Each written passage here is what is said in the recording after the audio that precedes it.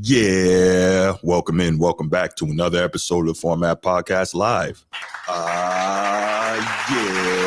Welcome in. All right. And of course, joining us today, we got my main man, Sneed from SMT Media Network. What's good, Sneed? How you doing, brother? What up? It's good to be here, man. Thank you. Yeah, absolutely, man. Good to have you. So it's a Sunday morning, beautiful Sunday morning here in Florida. I hope it's beautiful wherever you are as well. How's the weather out there, Sneed? It's nice, man. It's like 83. It's sunny, clear skies, little breeze. Yeah. It's good. I saw you guys had a heat wave earlier in the week. That was crazy, right? It's been like, I'd say a week and a half of like straight 96, 94, humidities in the 90s, just beating everybody up, bro. You know what, though? Like, and I know we're digressing from sports real quick, y'all, but just, life talk sometimes. But I'll tell you, I wouldn't mind that at all because obviously where you live, it gets brutally cold as well. But I'm a four seasons type of guy. And it really, living down here, it throws you off because this is the first place I've ever lived where it doesn't snow. It doesn't really get a real winter. And you don't really get fall and spring like that, right? It goes from, summer Florida hot, and then it cools down a bit, and then it just goes right back up. So you don't get four seasons. And for me, like, I love four seasons. It helps to mark the passage of time and all that. Yeah. So, yeah, I mean, we'll see. I wouldn't mind living somewhere else. We'll see. Yeah, you're starting to think about it, man. Man, listen, definitely. I have been since I got here. Wow. Yeah, so you got buyer's remorse. I wouldn't say buyer's remorse. It's just like, I don't know. Southern culture is not really for me, but that's a whole different thing. Well, it all depends where you come up from, what you're used to. And then you find it a struggle to be like, well, I don't really prefer this. I've lived in other places. I like it better. You know what I mean? That's all. Yeah. So, but anyway, good to have you guys here. Good to have you here on this Sunday morning. Appreciate you joining us. We got some good topics we're going to discuss today. We are excited about it. We got some football, man. We got 2 NFL topics, and that always makes me happy. So we're definitely gonna get into that, break some of that down. Of course, you got the king, LeBron. He's got some stuff to say, so we're gonna have some fun with that. And then, of course, Caitlin Clark, the face of the WNBA, maybe not deservingly so, but she is the face of the WNBA. So we're gonna talk about her as well. What's going on, Woodage? How you doing, brother? Good to see you. All right, we're gonna go ahead and we're gonna do the spiel, and then we are gonna get started. If you're watching here on YouTube, make sure you go ahead, click that subscribe, that like, that notification bell. Make sure you're kept up to date whenever we drop new content on the channel. If you want the audio-only version of the podcast, open up your audio podcast platform, hit the search bar, type in The Format Podcast. We should come right up. If you're enjoying the content, make sure you give us a like, leave us a 5-star review, and drop a comment. All that stuff helps us rise in the algorithm, helps us find more sports fans, helps more sports fans find us. Make sure you write it down, put it in your phone, make a note of it. The Format Podcast is live Sunday mornings at 10 a.m. Eastern. And finally, if you're really and truly enjoying the content we're delivering you, make sure you hit that join button. There's going to be exclusive content here just for you. Yep. And there's going to be a members-only episode coming out later today, probably closer to the evening. So be on the lookout for that, guys. All right. So ready to get to it, Sneed? Let's do it. All right. So let's go ahead. We'll start off with the quick hits, as you can see. And quick hit number 1, man. We're going to talk about Ace Bailey. Obviously, the NBA draft happened Wednesday and Thursday night. Ace Bailey was taken, I think, 5th overall to the Utah Jazz, who Trader Danny and his crew, I'm not going to say they, tanked, but they did all that they could to position themselves in a spot to get Cooper Flagg. And maybe it would have been ideal marketing-wise, et cetera, for Cooper Flagg to end up in Utah, maybe. But being that he's from Maine, right, I would imagine that outside of religiously, maybe there's a lot of cultural similarities there, Maine and Utah, even though they're on opposite ends of the country. But regardless, Cooper Flagg, as you know, ends up going number 1 overall to the Dallas Mavericks. And real quick, Sneed, doesn't it look funny here? Obviously, you see the trade sending Luka to LA from Dallas, and Nico Harrison gets excoriated by everybody. He's getting death threats and all this. And then magically, the Dallas Mavericks come up with the number 1 overall pick, which they used to select another white player who is supposed to be pretty much generational. It's almost like the NBA said, hey, look, we got you. What do you think about that, man? It's gonna feed and fuel the conspiracy theories. Yes. We already have the lottery draft, the draft lottery being rigged. We already have seen all these unusual things. Like, how the hell did Larry Bird get to the Celtics? Like, how the hell did Tim Duncan get to the Spurs? Like, you all these different situations in the past that point towards something being fishy. Shaq to Orlando when the commissioner asked him, you prefer warm or cold weather? Which sounds crazy. You're like, how could this have been words that have been spoken? Yeah, it feeds into it. I think LeBron basically said that the league fixed it for him to go to Cleveland. And then Cleveland got how many first pick overall? Oh, that's true. They got Kyrie, they got Bennett. Yeah. I mean, not that the Cavs did a good job with those first picks. Right. LeBron was a slam dunk. Kyrie was a slam. By the way, when Kyrie got drafted, people were talking about other players going ahead of him, which was crazy. I don't even remember who was in his draft, honestly. I want to say, was it Jabari Parker? Was that the draft? Jabari Parker was supposed to be really good. Was supposed to be really good, and it never really played out that way. And sometimes that happens, Bruce. But there were discussions of another player. I think it was him to be taken over Kyrie. And I was like, man, I really hope the Cavs don't mess this up. They got to take Kyrie. You know what I mean? But yeah, there's incidents littered in the timeline of history in the NBA where things are just too convenient. Yeah, no doubt. That's a good one, Woodage. Yup, Houston, the Hakeem to Houston. He played college ball at Houston. But the NBA loves storylines. Of course. You gotta, bro. You sell the story. You don't sell the player. You sell the story of the player. No, that's right. That's right. Yeah. Okay. So back to the original. That was a side quest. Back to the original quick hit. Ace Bailey gets drafted 5th overall by Danny Ainge in Utah, and apparently, what's being reported is that his agent told guys, "Don't draft him. He doesn't want to be there." And so, Ace Bailey clearly was not happy about getting drafted by Utah, and didn't show up right away. I think he was supposed to have shown up yesterday. I don't know if he has yet. Last I checked, he hadn't. Yeah, because I thought and their other rookie did. Yes, I saw that. Yeah. Okay, so according to the New York Post, Ace Bailey finally arrives in Utah after a hectic NBA draft process, and this is as of last night at 7:58 p.m.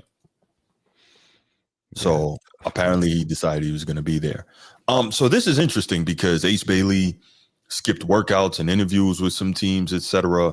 And it's also been kind of not trying to smear the kid, but you know how media can be. But there's also been stories that he's more about him than about the team, all about getting his numbers. And, you know, maybe he's trying to get his numbers so he can quickly get to that second contract, and it can be a big one, which obviously is a big deal in sports, right? The second contract is the one where you really kill. But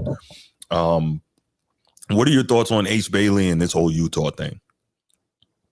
When a player comes out and says, I don't want to play for certain teams, yeah, by drafting them, you have made your life more complicated, right? You've introduced a new layer of uncertainty.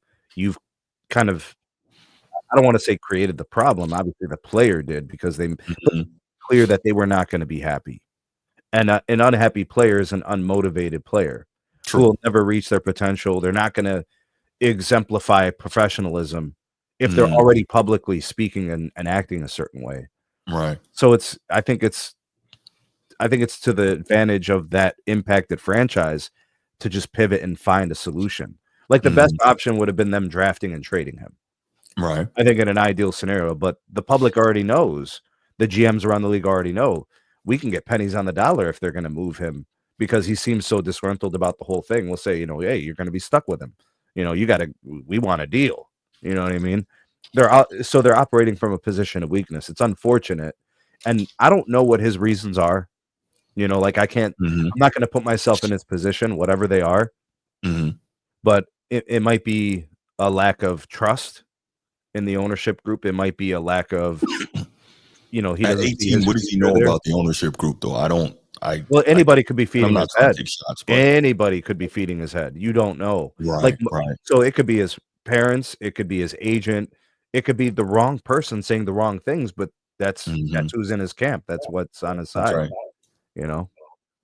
But you would think that if I'm an agent, I would imagine that I want to get my client in the best situation possible, because if I do that, they will continue to be with me and work with me, and we can make money over the long term, not just, okay, let's just get some money on this first deal. Like, I don't really get that. Why would I be giving my client bad information? It doesn't make a lot of sense to me.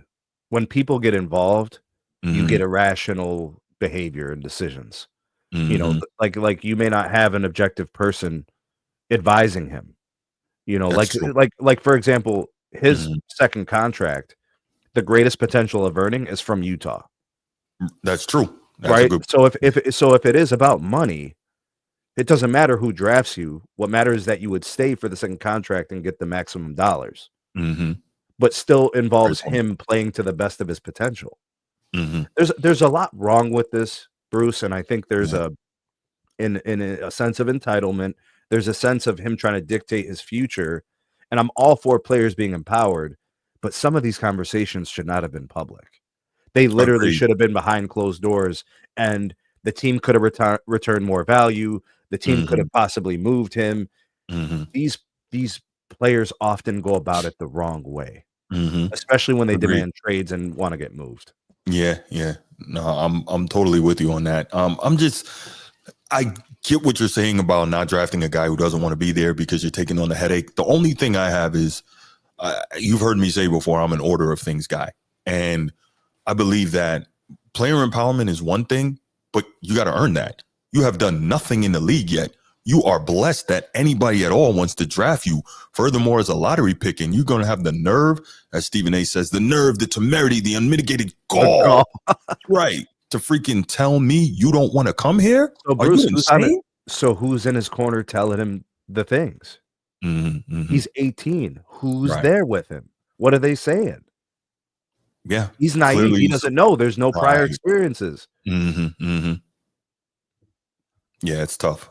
That's definitely tough. But, you know, that's my thought on it. But he did show up. So we'll see now if he is willing to be a team guy, if he's willing to really continue to work to contribute to this team and not just be the best he can be, but be the best he can be for the organization, because that's what really gets you paid, right?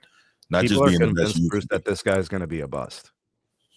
I've heard that. I was listening. I don't know where it comes from. I have to watch more film and study this guy, and obviously watch him play in the league, see how he translates. But there is a lot of that rumbling that he's a bust, and this is going to complicate it and make it more likely that he'll be a bust, because the expectation is changing, right? Yeah, you're so good, you're going to demand where you want to play. Now point. The expectations are lifted. Okay, you're that good. All right, show us now. Yeah, no, that's a good point. Ugh, all right. Well, that's the first quick hit we got. All right. Second quick hit. Let's go ahead and let's do this. So Bruce, Baltimore Bruce, what up, Bruce? Sent me a post last night. And when I first saw it, I thought it was a joke, an Instagram post. And it said that the New York Knicks are now heavily considering trying to hire Dawn Staley, University of South Carolina head coach. I think 2-3 times national champion now, Olympic gold medal winning coach. They are trying to hire her as their next head coach.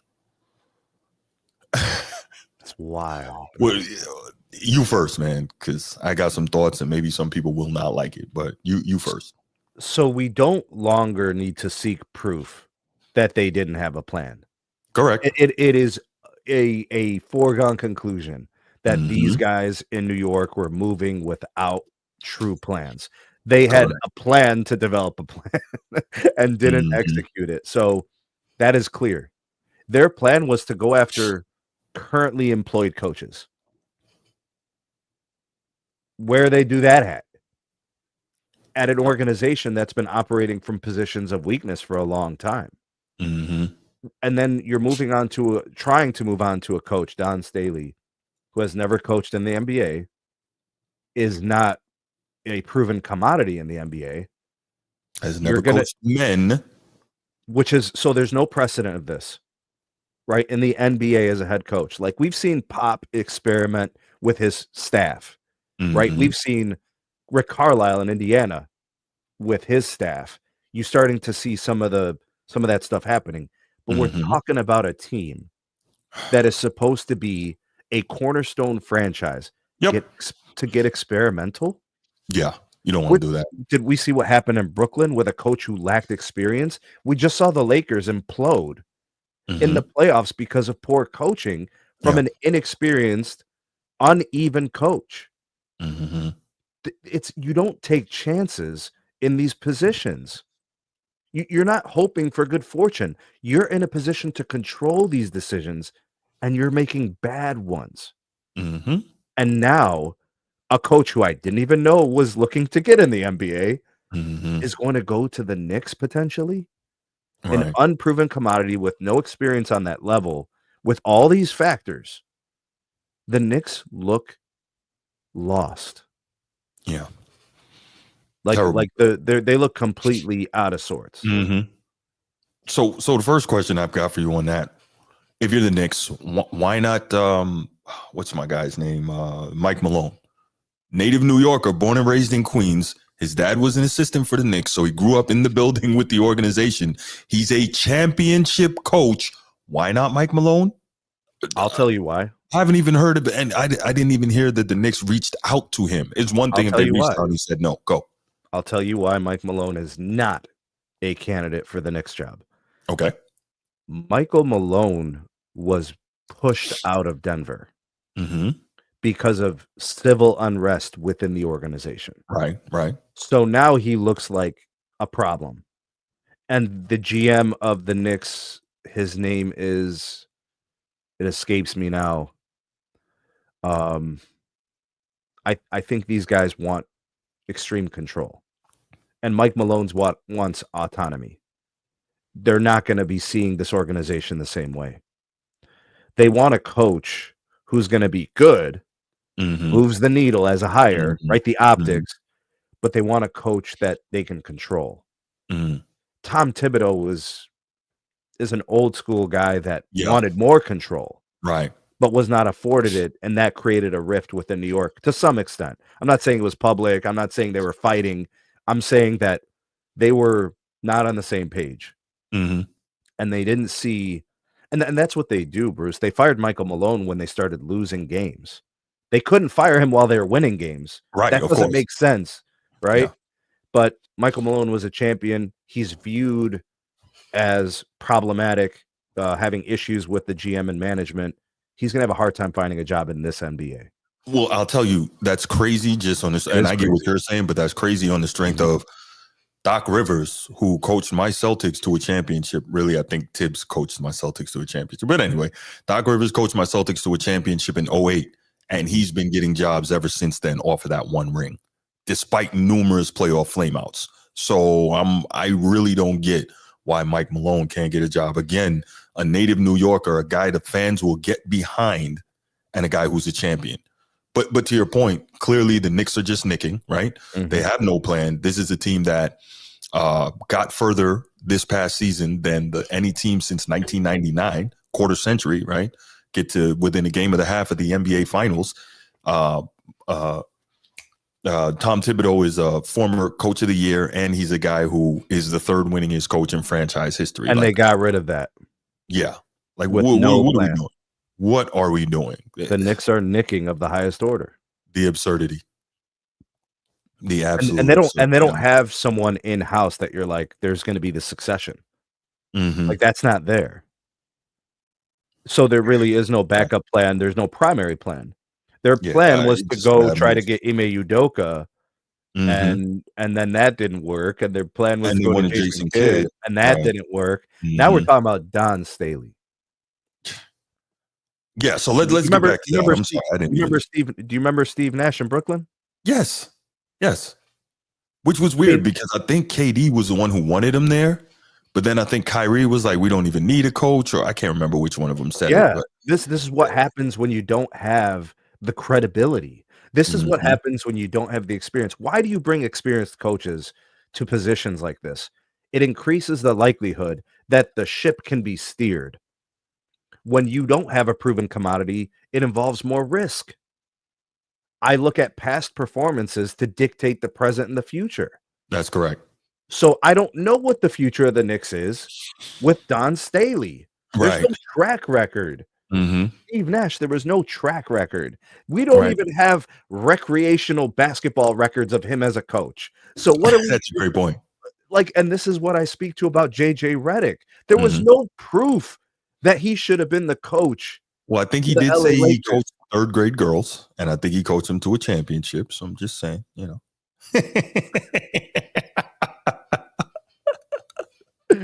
Damn. The resume. There you go. Hey, that's the Lakers for you. I'm good with it. Yeah. So with the Dawn Staley thing, according to a report by Knicks Fan TV, I'm saying according to a report by Knicks Fan TV, I don't know how viable it is. It does say both Taylor Jenkins and Mike Brown are headed for second round interviews. Mike Nori, I don't know who that is still being considered. The Knicks have also reached out to South Carolina head coach Dawn Staley about the job. So first of all, I don't even know why they're reaching out to her.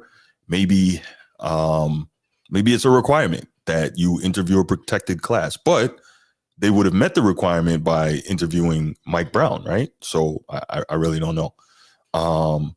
So my thing is this, right? And I was debating with my homeboy about this all morning. What's up, Ka? I am not a proponent of Dawn Staley, right?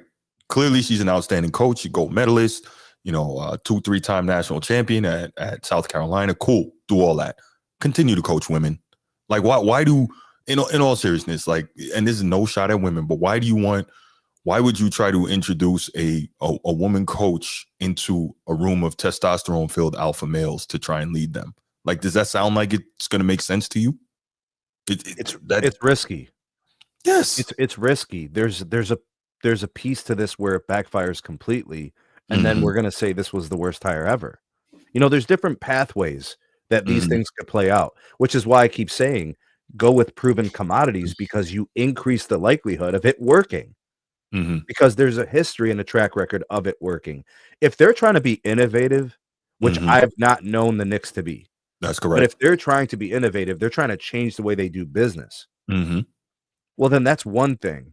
But that involves risk taking. Yeah. And they're coming out of the Eastern Conference Finals.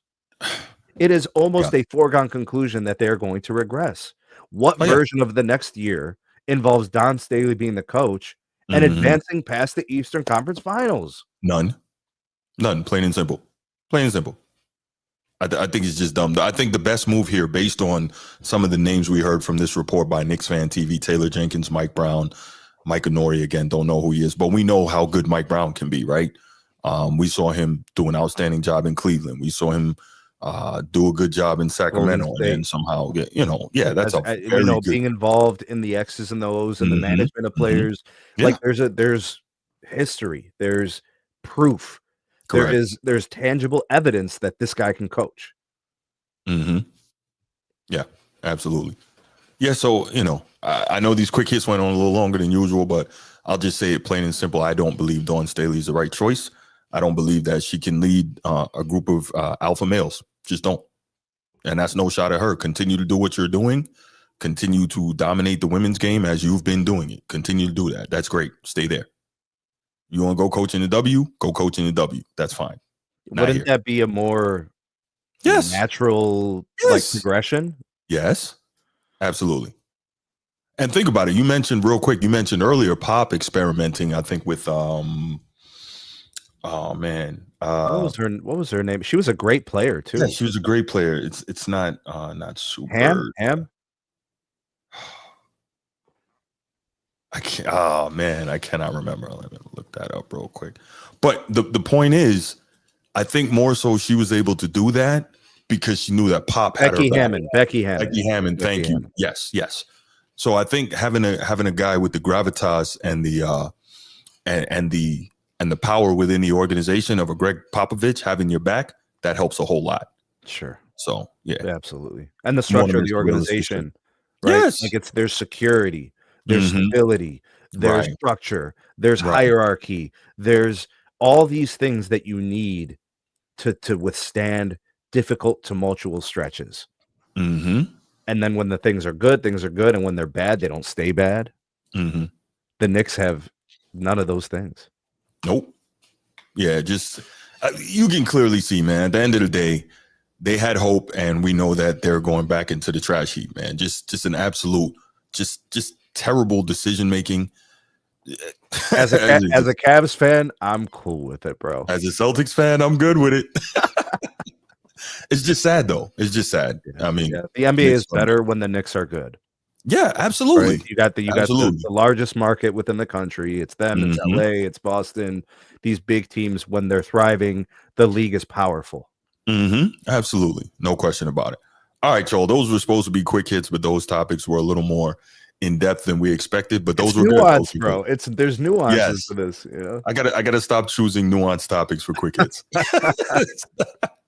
But no, that was a great way to start off the show, I think. All right, let's get to it. All right. Topic number 1, LeBron James. Hey, we're gonna have a show with LeBron James. What? He just keeps giving us stuff to talk about, right? Gift that keeps on giving, bro. Gift that keeps on giving. That's a fact. All right, so LeBron recently had some commentary on number 1 draft pick Cooper Flagg. Obviously, we know Cooper Flagg was a beast, had a great freshman year at Duke. I think he was player of the year, right? National player of the year at Duke. We saw him. He was the consensus projected number 1 overall pick, ended up going number 1 overall to the Dallas Mavericks, which was a beautiful situation for him to fall into, especially when that team gets healthy, right? Because obviously you got Klay Thompson, 4-time champion. You got Kyrie Irving, 1-time champion, and, multiple-time All-Star veteran. Anthony Davis, multiple-time All-Star veteran, All-NBA guy, and also a champion. So he's got some legitimate, I was going to say Larry O'Brien experience around him, and opportunity to really learn from guys who've been there and done that, and not necessarily walking into a situation where the cupboard is bare. Right now, obviously they being Dallas, they're dealing with some injuries, but the cupboard is not bare in that organization, right? So they draft Cooper Flagg overall. We briefly mentioned it earlier that it almost seems like kind of a gift bag for the Dallas Mavericks following the trade of Luka to Los Angeles. Now, I'm not pushing any conspiracy theories, but it does look funny that, Dallas loses their biggest cash cow. Their biggest cash cow goes to the league's biggest market, or second biggest market, where they need him, especially with the, I would assume, pending retirement of LeBron, right? As great as LeBron has been, and as much as he's still producing at a high level at this age, like we've never seen before, he can't play forever, right? We know this. Yeah. Right. And so the Lakers started looking towards the future, right? And real quick, now I'm thinking about it, right? All this stuff happened within a matter of months. Obviously, the Luka trade to LA, and then you get the Lakers going up on the for sale sign, and then you get the owner of the Dodgers buying them for a record $10 billion. Like, it all seems to tie together. And then, of course, Cooper Flagg gets the number 1 pick. Not Cooper Flagg. Dallas Mavericks get the number 1 pick. They draft Cooper Flagg. It almost seems like everything worked out just nicely, like with a bow on top, right? So if you are a conspiracy theorist, you're feeding into it. You're running with it. Yeah. Right. You don't have the evidence, but it all just seems to fit so neatly.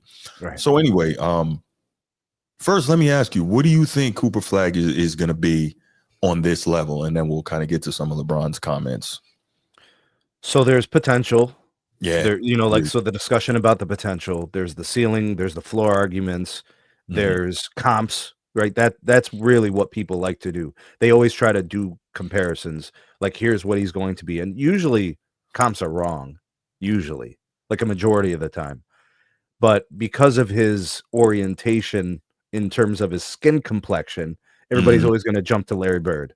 Yeah. I don't think people realize how unique Larry Bird was. They don't. I think that's the problem. They don't really understand what Larry Bird did as a player. Larry Bird was of the highest order in basketball intelligence, basketball skill, and he was an extreme winner. Yes. That's so hard to do. There's only been a few NBA careers that have that collection of things in such a short time frame. Agreed. He effectively played a decade of elite basketball. Yeah. Because his body broke down. Yeah. How much can you accomplish in a decade? I think Larry Bird maximized it in a 10-year span. Agreed. Right? So that's a very, very tough comparison with incredible lofty standards. Yeah. So I don't like that. I don't even like Luka being compared to Larry Bird. It doesn't. Their games are not even close. No. And so the comps is one thing with Cooper Flagg. The location of where he was drafted is going to dictate his ascension, how quickly, like what he's taught, what he learns, his experience, his run, right? Like he's got to come in and play a lot because Kyrie's out, and he's going to be asked to score probably a little bit more than he would if Kyrie was there, right? Because it's going to be him and Anthony Davis as the primary scorers. I know he's not going to average, at least I don't think he's going to average 25 a game. I think he's going to be flirting with upper teens as an average. 16, 17, 18 a game, because he's going to have the opportunities to do so. And he's a very good talent with as a young player. This kid left high school early. He graduated early. Yeah. He was 17 going to college. Yeah, he's still 18 right now. He's very young. His trajectory is fast track. And the nice thing about Cooper Flagg is his personality seems to be one that's conducive of learning. Yep. He seems to have that. The mentality piece that it takes to come in and get better. I think for him, it's going to be the improvements over the year. We're not watching the Mavericks to become a legitimate title contender this year. We're watching to see the dynamic between him, AD, and the rest of the team and Jason Kidd, and to see him improve. We watch him game 1, game 2, game 3. Let's watch him game 80, 81, 82. And if they make it to the playoffs, we're having a conversation about him being a big reason why, right? Him fast tracking his improvement and his gains as a player. So that's how I'm viewing Cooper Flagg as a player from start to finish. How does this play out? We're going to see moments where it's him versus some prime players, like matchups against like him and the Thunder and the Nuggets. The Western Conference is going to be really, really fun. The games against, it'll be like Mavericks and Rockets. That's going to be interesting too. Like he's going to have to defend KD. He's going to have to defend J-Dub. Like those moments are going to happen. We're going to learn a lot about this kid very fast. Yeah, I like that. That was a very good synopsis on Cooper Flagg. I saw some interesting comps in the chat. I put them up on the screen. One was Keith Van Horn, my big brother. He said that to me the other day as well. I can see kind of where there would be some of that, although I think that Cooper Flagg, while a little shorter than Van Horn, he's more athletic, more explosive, and he's still got some growing to do. I think he's 6'8" right now, and you can see like there's room on his frame for more muscle. I don't know how much. What was Keith Van Horn in college? Wasn't he at Villanova? No, Utah for college. Yeah. I think they went to the national championship game. So what was he in college, and how does that compare to Cooper Flagg? He was really good. He was a 4 guy. He could step out and shoot the 3, dominant rebounder, very good scorer. And again, when they saw him, of course, the obligatory Larry Bird comparison, right? White guy who plays very well, so must be the next. Tell you, Bruce, I don't like it, bro. I do not like it. You know, I hate it, but they're looking. The league is looking for that because it's extremely marketable. It'll be super marketable if they can find that. But if we remember real quick at Larry Bird's retirement ceremony, when Magic came out, he had his Lakers warm-ups on, and he did like this, and he just showed it. He had on a Celtics t-shirt underneath, and he said, you once told me, Larry, that one day there'll be another Larry Bird. And he says, I'm here to tell you there will never, ever, ever be another Larry Bird. So I say that to say the league needs to stop looking for that. I get it. He's their greatest ever white basketball player, and that's cool. But they need to stop looking for that because you're just not going to find it. Like we always talk about, part of it is the amalgam of perfect timing, perfect situation. Yeah. The league was in the right place for it. He landed in the right spot along with Magic following, their epic national championship game. Everything just fell perfectly, right? Cool. But that doesn't mean you're going to get another one of those because it's just not going to happen like that again. So with that said, Keith Van Horn is an interesting comp. I think Cooper's meaner. I think he's more athletic. We'll see. The other comp I saw, my man Kyle puts here, AK-47, Andrei Kirilenko. That was interesting. That's one I hadn't even considered. I don't think it's going to be good that enough. Doesn't warrant the first overall pick. Right. For what type of attention and possibly pressure they're putting on Cooper, even though he's going to a good spot. I don't think AK-47 is. I think I get what Kyle's trying to say in terms of overall skill set. But we would say it would be an underachievement if he ended up in AK-47. Yes, absolutely. Yeah. Absolutely. Yeah. Also, I saw someone, and this was absurd. Someone said Kawhi Leonard. I'm like, what? Like, what? I don't see any similarity there. Like, I don't even know. I'm not even going to waste any time. Good? I don't think so. No. I don't think people realize how good Kawhi Leonard's defense really was. Yeah, they don't. I'll say this: Cooper Flagg does not shirk the defensive end at all. I don't think you can at Duke, right? But no, he gives maximum effort defensively, whether it's as a help defender or a man-on defender. He really does give that effort. But Kawhi Leonard wasn't just effort; it was defensive mastery. Yeah. And in physics, like the reach, the size of the hands in terms of controlling the ball and being disruptive, Kawhi Leonard actually was built to be an elite defender, like physically. Yeah. No, I get it. So Ka, I'll say this. Yes, Kawhi is not. I think Kawhi is intense. He's just not vocal. Like, that's two different things. He's not vocal because that's just not him, but he's very intense. You can see when he's on the floor, he's going for it. But I think it's just interesting, man. I like Cooper. I think he's going to be very good. But let's go ahead and hear what some commentary LeBron had in talking about him on Mind the Game, most recent episode with Steve Nash. Speaking of Cooper, he's in a position you can relate to. He's the consensus number one and terrific player. What do you remember about being in that position? Like, what advice would you give him? Like, you're the number one pick. The whole world of basketball is looking at you. Yeah. It's got to come with a lot of expectations. Yeah, absolutely. Well, I mean, one, obviously, you're super excited. It's like, it's what we all dreamed about as kids, and sitting laying in your bed, with the basketball just shooting up, at the ceiling. Working on your form. Done that. Just doing that. Working on your form. If you were able to get a basketball hoop in your driveway, then you're doing the whole countdown 5, 4, 3, 2, 1, wanting to hit a big buzzer shot, in the NBA at some point, and then you're wearing other people's jerseys growing up. You're wearing other guys' shoes, just like all that type of stuff. Playing video games with all the people you inspire to be and want to be a part of. Yeah. And now the moment is here. So you're just like, you're in awe, man. You like, wow, I can't believe that this dream is finally coming true, And at the same time, there's a little anxiety and pressure that comes with it too, because as the number one pick, the expectations are automatically put on you. Doesn't matter if they're right or wrong, and we're around the same age. I was 18 when I was drafted. I believe Cooper's 18, maybe turning 19 soon, but it's all the same.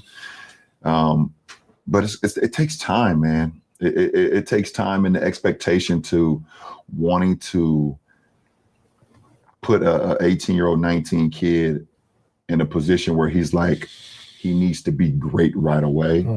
I think it's unfair, but it's also something that I think we can, as kids like myself and Cooper can use as like motivation as well. So I'm chuckling here because I'm listening, and I'm not saying there's no validity to what LeBron is saying, but it's so interesting to me how everything he talks about has to get rerouted back to himself constantly. Like, I get it. You were the number one overall pick. I get it. There was pressure on you, chosen one, all that, some of which you invited. Cool. But regardless, you're the number one overall pick. Like, okay, how long did he talk there? Almost 2 minutes. And like at the very end of that is when he starts getting to Cooper. Like, everything doesn't have to be about you, LeBron. Like, this is insane. Like, come on, bro. Have you noticed that? Like, every episode of Mind the Game, all these topics are somehow rerouted back to himself. LeBron's not like a good speaker. LeBron's not like he rambles quite a bit.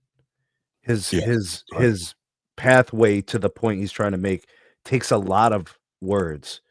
I think he just lacks the articulation. Sometimes I wonder if he actually thoroughly thinks these things through, because obviously he's prepping the show. So like he knows what they're going to discuss, but sometimes it sounds like he's just speaking on the fly. And like if you're producing a show, he should be preparing. And then he can have a more concise answer and response.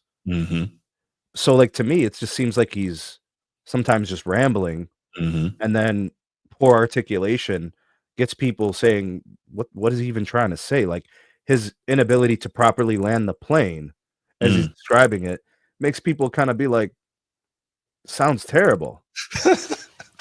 You know? Gotcha. But like, okay, so he finally gets to the point about Cooper Flagg, and it's very generic. There was no, specific insight into what LeBron can like. So if you're going to talk about yourself and your experience, talk about 2003, talk about 2004, discuss what those expectations were, describe the pressure, and just don't, like, that was your opportunity to articulate. This was supposed to be mind the game, details, specific things, insights we normally wouldn't get. Right. We don't get that with mind the game. No, we don't. We don't really get an articulated version of LeBron's insight from his experience. He was talking about shooting the basketball in the driveway. What does that have to do with Cooper Flagg? He was talking about a basketball hoop, counting down and hitting last second shots as practice. But what does that have to do with that? You know. But what does that have to do with this? Yeah. Well, I think one thing he does go on to give some further breakdown regarding Cooper Flagg, and we'll hear some more of his commentary. But he does actually start talking about Cooper. But I just thought it was interesting how much time he used there to talk about himself and to tying it in with Cooper. But maybe he'll do more. And he missed the opportunity to capitalize on specifics from his career. And I personally think that he wants to be great. He had a hell of a year at Duke. A guy that can do so many different things on the floor, can play with the ball, can play without the ball. His jump shot is going to continue to get better. Super athletic, quick second jump. And also, he has the benefit, unlike myself. Here we go. He gets to join a team that's established, right, with Hall of Fame guys, Klay Thompson, Anthony Davis, Kyrie Irving, right off the bat, Hall of Fame coach Jason Kidd. So we did talk about that earlier. So give LeBron credit for that in terms of the situation that Cooper Flagg is going into, no doubt about it. I just thought it was real interesting that he had to, of course, interject the unlike myself. So, I have to let you guys know how difficult my path was, to get to where I am now. So I'm like, was that really necessary, LeBron? But, again, his show. He can say what he wants. So the bringing up himself as the comparison is actually okay, right? Right. Number 1 overall pick. But why are you taking the approach that, woe is me, I had it so bad, this guy's going to have it better than me, therefore the standard for him needs to be high because he's going to have more resources available to him. So you're almost trying to fabricate something, a hypothetical, as if there weren't experienced players around you for the first phase of your career, which is untrue. Right. Like their 2006 finals run, so it would have been his 3rd, 4th year in the league, was loaded with veterans. And this is the same player that told me experience is the best teacher. I don't need a coach. Okay. There you go. He did say that. So you can't speak out of both sides of your mouth. The internet is undefeated. These things are recorded, printed, and you could find them. It's the two-sided talk that we're getting from LeBron that has a lot of venom pointed at him. It's target, because the people don't forget these things. They remember what you said 2 years ago, 4 years ago, 8 years ago. The reason why he says experience is the best coach is because he doesn't want to listen to a coach. Right. But then people say things like the reason he didn't win more was because he didn't have a good coach. A great coach. This is really unfortunate to watch him go down bad with these stains on his on his ledger because of the things he's saying. It's not thoughtful. And he's really going to regret these things. If he doesn't already, he will. I don't know if he's self-aware enough to end up regretting these things. I don't think he does. Much like Face of the League. What's up, Face of the League? He's just going to say people are hating on him, which he has said multiple times on his podcast, Mind the Game. So it'll be what it is. All right, let's continue.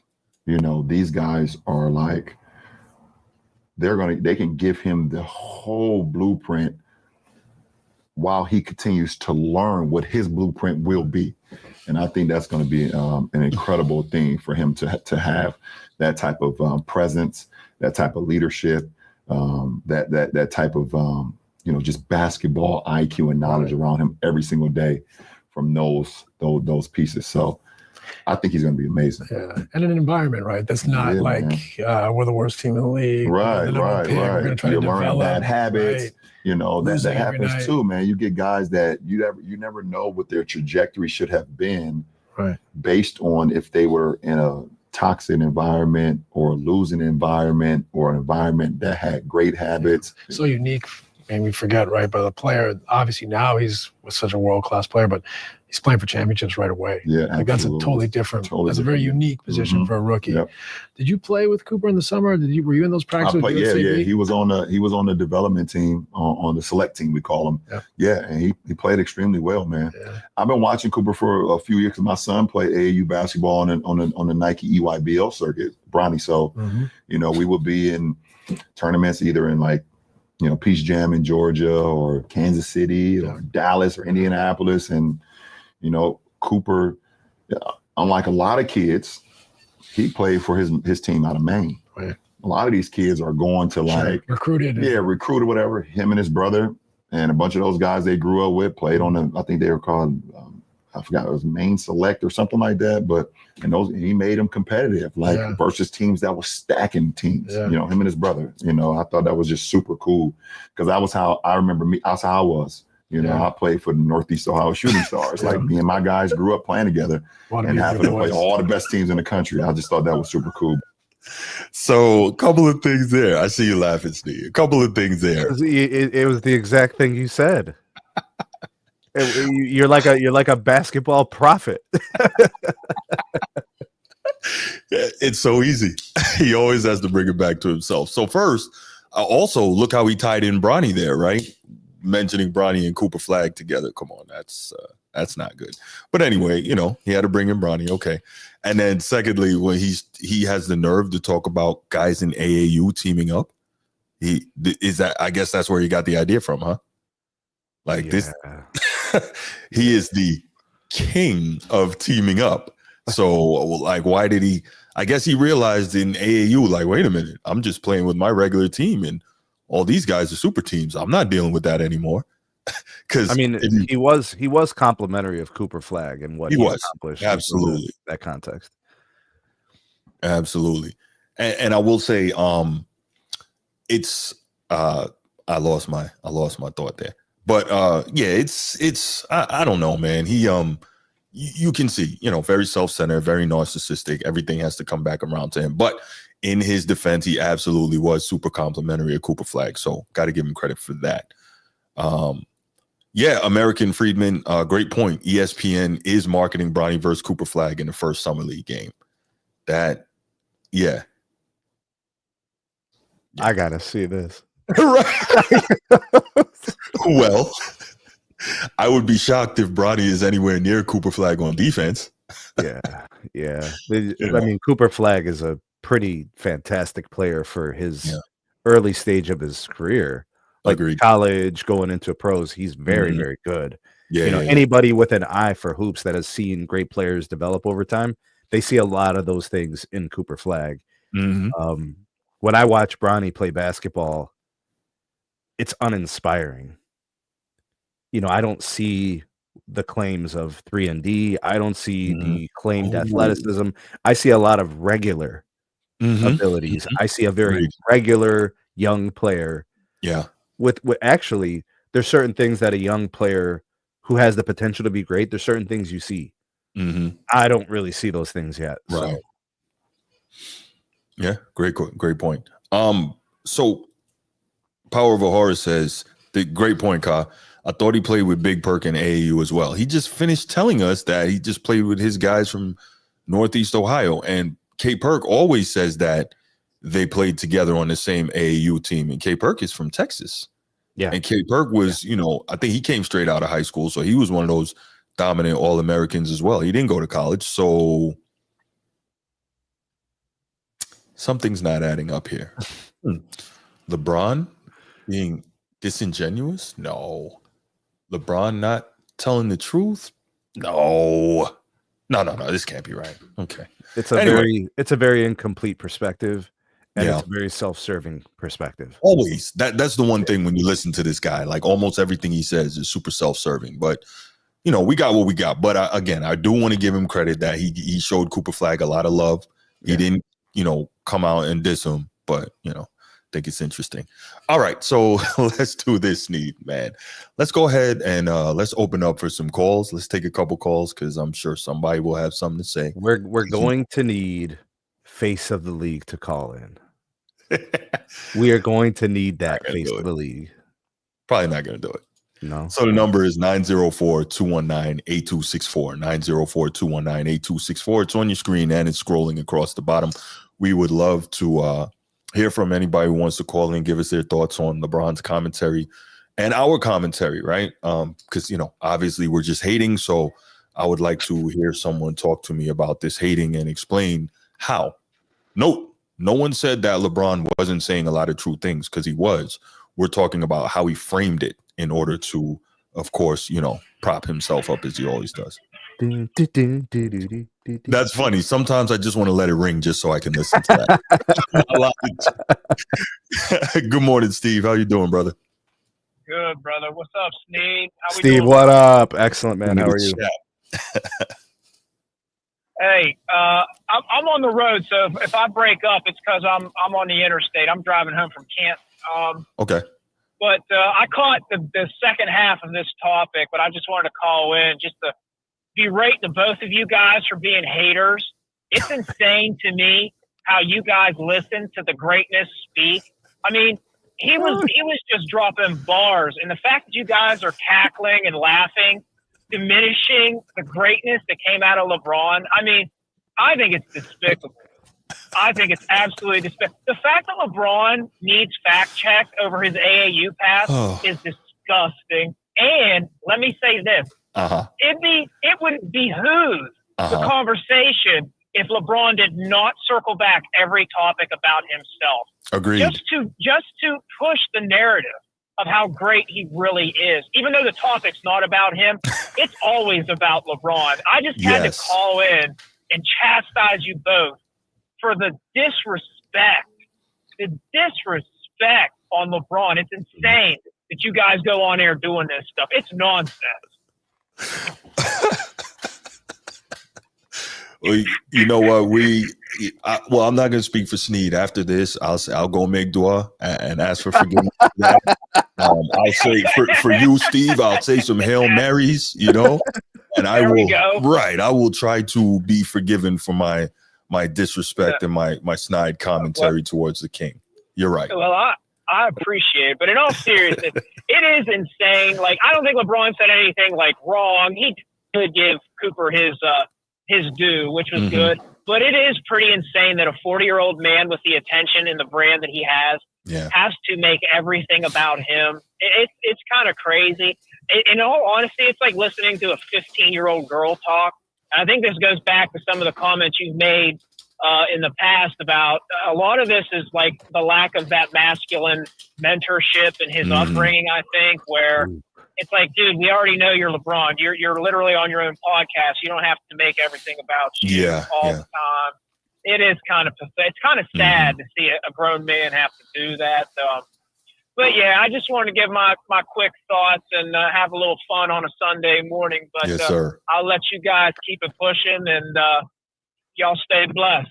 Hey, thanks. Appreciate the call, Steve. You as well, man. All right, fellas. All right. You know what, though, Sneed? This is interesting because the whole point of Mind the Game was supposed to be actually teaching the game. And this season is like almost none of that. I'm like, what is this? Like he's he doesn't even pretend anymore. Like, we knew what it was going to be about from the beginning, but at least he was pretending, right? This season, there's not even any pretense. It's just like, I'm going to just go on here and make everything a LeBron Glaze session. It's crazy. And that might be what the people that listen to, that might be what they want, but it's just not what it was said it was going to be. We were supposed to get in-depth, unique basketball perspectives from one of the greatest players of all time. That's right. But instead, we're kind of getting a self-serving, unfocused, lack of introspective analysis into the game. We want access to information that we otherwise wouldn't get. We're not getting anything unique or different. It's just not that. No, it isn't. And I think, in fairness, man, it really is not cool, because what you were promised with that podcast, you're not getting. So, but again, I think, and it's funny because I went back and, just doing my normal channel audits of my own channel and just going back and looking, and I did a show, I think it was called like This Isn't What We Expected or something like that. I think that was the thumbnail title. And basically it was talking, this is like after maybe the first or second episode of Mind the Game, like, okay, yeah. And like, if you go back, I said before the show ever started in season 1 what it was going to be. And clearly there was no, you can't push back on it, because it's exactly what I said it was going to be. Just another LeBron propaganda arm. But it is what it is. I wonder if it's too late to course correct. Like, maybe some episodes could get technical and could get, like, you remember when Kobe did the his thing on ESPN where he was like, I thought that was gonna be what this was, but it's not that. No, again, the self-serving nature of him, I don't think he's going to let it be that. Absolutely, Ka. Access to information we wouldn't get, and we're not getting that. So, but it is what it is, right?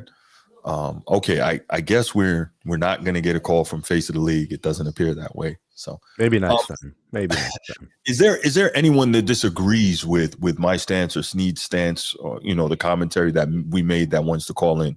If that's the case, we'll give you about another minute here, because it's cool when you hear people who are in line with you, but also you do want to sometimes hear that disagreement, because maybe it presents something in a way that I didn't think about it beforehand, and I'm always open to that.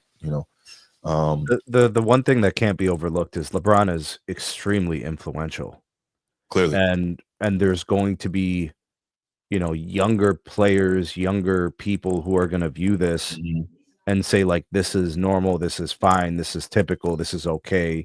And you really, it's a slippery slope. You want to see behavior exemplified that is of the highest order, right? Respect, appreciation. It's like it's a standard, right? So, like, this is what greats do. When I hear the greats speak, they speak highly of the game and the modern players. Yes. Right, because the respect is there, right? Yeah, and they're stewards and they're ambassadors for the sport. I think this is one of those surface area type of opportunities where LeBron can do that as the elder statesman and as someone who's so accomplished as him. And I think he's missing these opportunities by just kind of like focusing on things that, we don't really necessarily want out of this platform. We wanted something else. Face of the League. First of all, let's try this, right? First of all, Face of the League, the number's here, man. You can call in. We'd love to hear from you. Nobody's going to bite your head off here. We will respect you, give you an opportunity to say what you got to say. Now, here's the thing, right? And this is something that really kind of irks me. This whole business of, if you have a dissenting opinion, you're a hater. Why is that? Like, just because I don't agree with what LeBron says, and I can clearly demonstrate what I'm saying, which is to the contrary of what LeBron is saying, that doesn't make me a hater. Barkley is a hater because he's okay. Let's try this, right? A lot of people say, I never played, so I can't talk. Cool. Barkley is a Hall of Famer, a top 75 player, multiple-time All-Star, multiple-time NBA, All-Pro, an MVP, gold medalist. He's done all these things that the vast majority of us and the vast majority of players, period, could never dream about right? So I'm a hater because I didn't play and I don't know what I'm talking about. Does he know what he's talking about? He played at an extremely high level. So which one is it? Or is it anyone that criticizes LeBron is a hater? Because that's what I see here. Shaq's bona fides are, I don't need to run them down, right? You know what they are: top 10 scorer, 4-time champ, MVP, blah, blah, blah, right? I don't need to run him down. He's a hater too because he talks about the deficiencies he sees in modern big men with the G14 classification, right? He's got that. If there's anybody who's in the sports media today that has the gravitas to talk about modern big man play, is it not Shaquille O'Neal? What, arguably a top 5 big man who's ever played? Like, I don't understand this. I don't understand this. And yes, you can say that older players speak highly of this era because they don't. What? Oscar Robertson has LeBron as the best player of all time. Scottie Pippen for what? Well, I'm gonna leave Scottie Pippen out because his opinion keeps changing. Isaiah Thomas, legend Isaiah Thomas, has LeBron as the best player of all time. We know why he's saying that, but it is Magic speaks very highly of the game and the players. Got LeBron like number 2 all time. Larry Bird speaks extremely highly of LeBron. Tim Duncan speaks extremely highly of LeBron. Michael Jordan speaks extremely highly of LeBron and this era. Like, we can go on. Gary Payton speaks extremely highly of LeBron. I believe he said LeBron is a better all-around player than Michael Jordan. So we got to stop this. Just because you don't want to admit that that's what's happening doesn't mean that's not what's happening. Nino, good morning. What's going on, brother? How are you? What's going on, man? I just thought I'd check in with y'all. All right. What you got, man? Hey, Coop is in the perfect situation to thrive, in my opinion. Agreed.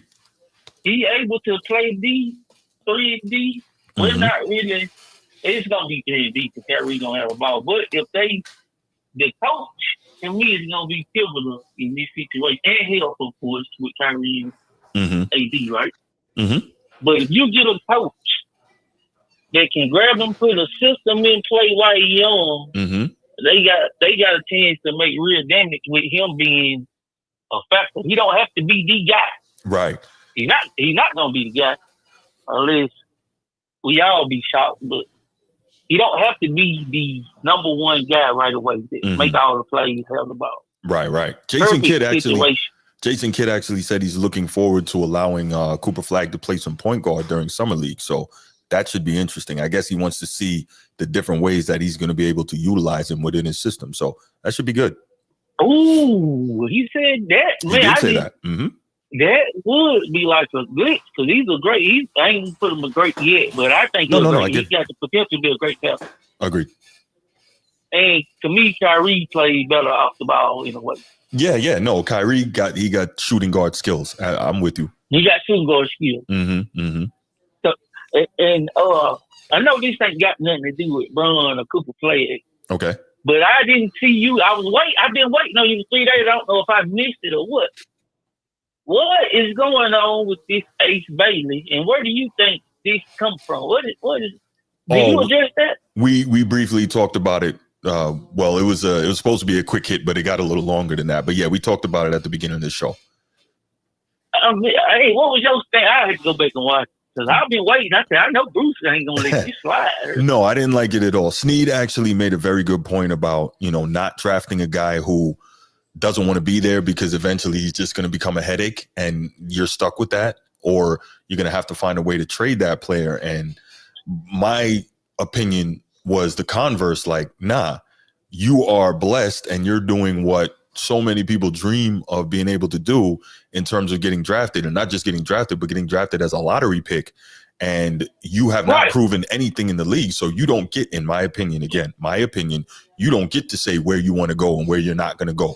You go where you go, and you thank God that you went there, and you do the best you can. So it's not like Austin Reeves, he's from Brandon James, he had a brother like, hey, I got to get run over here because we don't really know what the other team. We don't know if he's gonna be able to cut it. We get him over here, and he'll get his leash a little longer. Austin Reeves like, man, I gotta go to the best fit and try to make the team. But this guy that was supposed to be a lottery. Well, he was a lottery pick, top 5.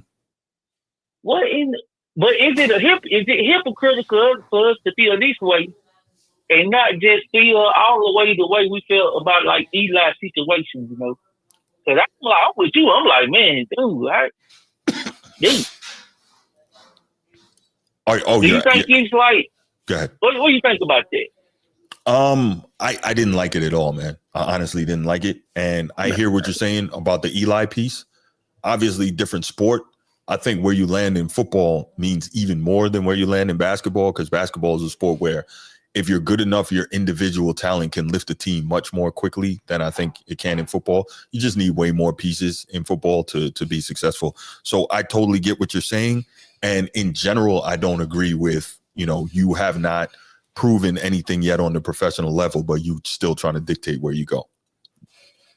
I agree with you, but that's what I really wanted to call in. I don't really think y'all said nothing that I just disagree with.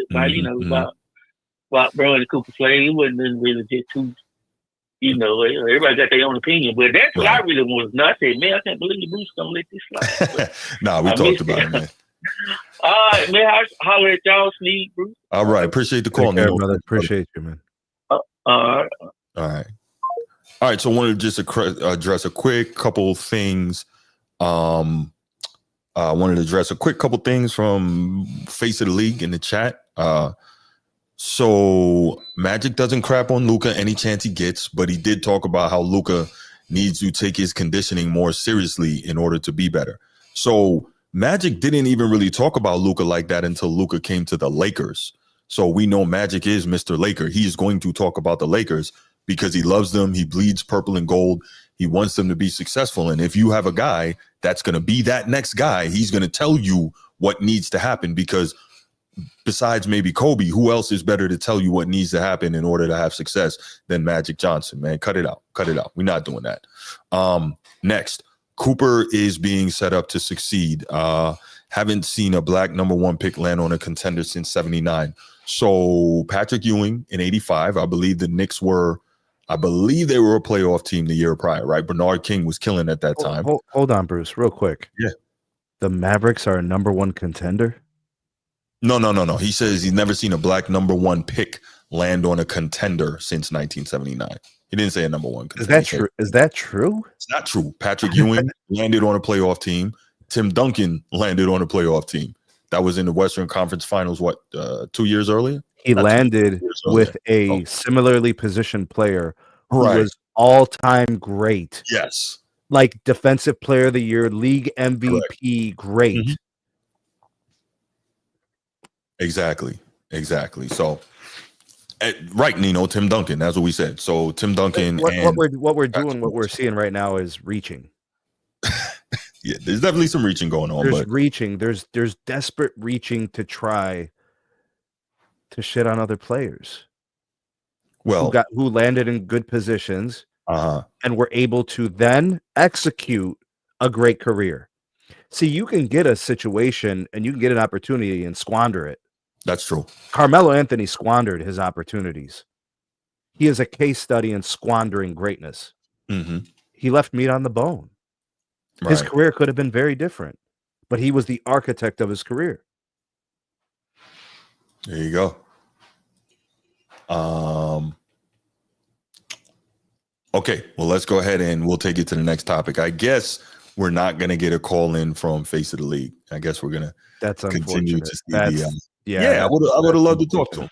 Yeah, but it's all good. All right, let's go to the NFL, man, because on this, sorry, y'all. What happened there? Lost our graphics, man. Yeah, lost the graphics. There we go. Okay, sorry about that, y'all. We're gonna go to the NFL. Pardon me for that, y'all, because we love talking the NFL here on the Format Podcast, and it's not much longer. Thank goodness, football's coming back. NFL, college football. We need the league. Football guy, I meant to ask you that.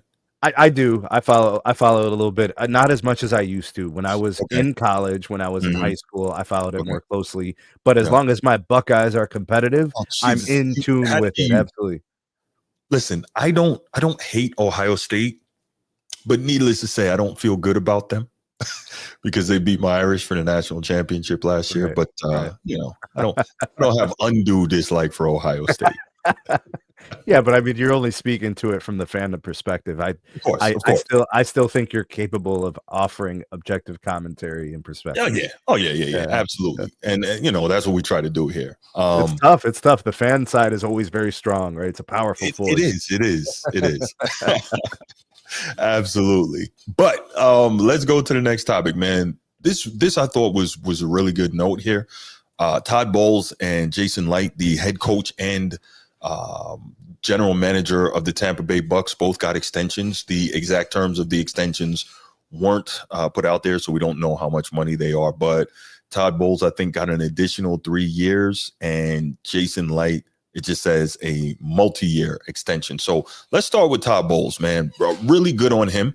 As we know, the NFL consistently goes through issues in terms of minority, particularly black coach hires. And often, unfortunately, when black coaches in the NFL do get hired, they don't often get the same runway in terms of time to build or, teams really going all out to set them up for success. It often doesn't happen that way. But we saw Todd Bowles, who was the defensive coordinator for the championship team under Bruce Arians, the Super Bowl winning Bucs with Tom Brady and Bruce Arians as head coach. We saw him get promoted to head coach, which was awesome. But not only that, he was given the opportunity to stay the course and have success. So shout out to him. He's 61 now, and he is entering his 4th season as the Buccaneers head coach. So he has a 27-24 regular season with the Bucs, which is not great, but he has led them to 3 consecutive division titles and been in the playoffs every year, right? So that's love right there. He's also done a very good job of hiring offensive coordinators. As we've seen, his offensive coordinators have both gone on to become head coaches and have helped Baker Mayfield kind of resurrect a career that was floundering and have, arguably the best 3-year stretch of his career. So let me ask you, what do you think of Bowles, and what do you think of this move to extend him? The move makes sense. Mm-hmm. You need to get a good thing, and you need to keep it and protect it and preserve it. And it's like a garden. You need to water it. You need to, prune and take care of and all those kind of things. Todd Bowles has won his division in consecutive years. So 3 in a row, right? They finished first in the NFC South in 22, 23, and 24. Mm-hmm. That is primary objective number 1 as an NFL team, winning your division. And then the follow-up to that is, well, let's get some playoff success. Mm-hmm. He now needs that, right? So, they lost to the Cowboys in the NFC wildcard game back in 22. It's kind of sneaking into the playoffs, right? They were 8-9, but they got in because they won the division. They follow up by winning the division again in 2023. They lose to the Lions in the divisional game. So that's still a step forward compared to the previous year. Yeah. So their record improved. They still won the division, and then they moved further into the playoffs. They then follow up last year by improving the record, going 10-7, winning the division, and then losing to the Washington Commanders, who went on to have a lot of success. So the things have lined up that he's a competitive coach. They have a competitive team, and they're experiencing success. So why the hell wouldn't you give that man the vote of confidence, the security that you've done enough to earn this type of a contract? Mm-hmm. Well, the answer to that question is because in every sport, you're going to have owners like James Dolan who do dumb things, right? You might be thinking, oh, okay, now this team is in good shape. We'll get the guy to come in and take them over the hump. A lot of owners no longer have patience. A lot of GMs and presidents no longer have patience.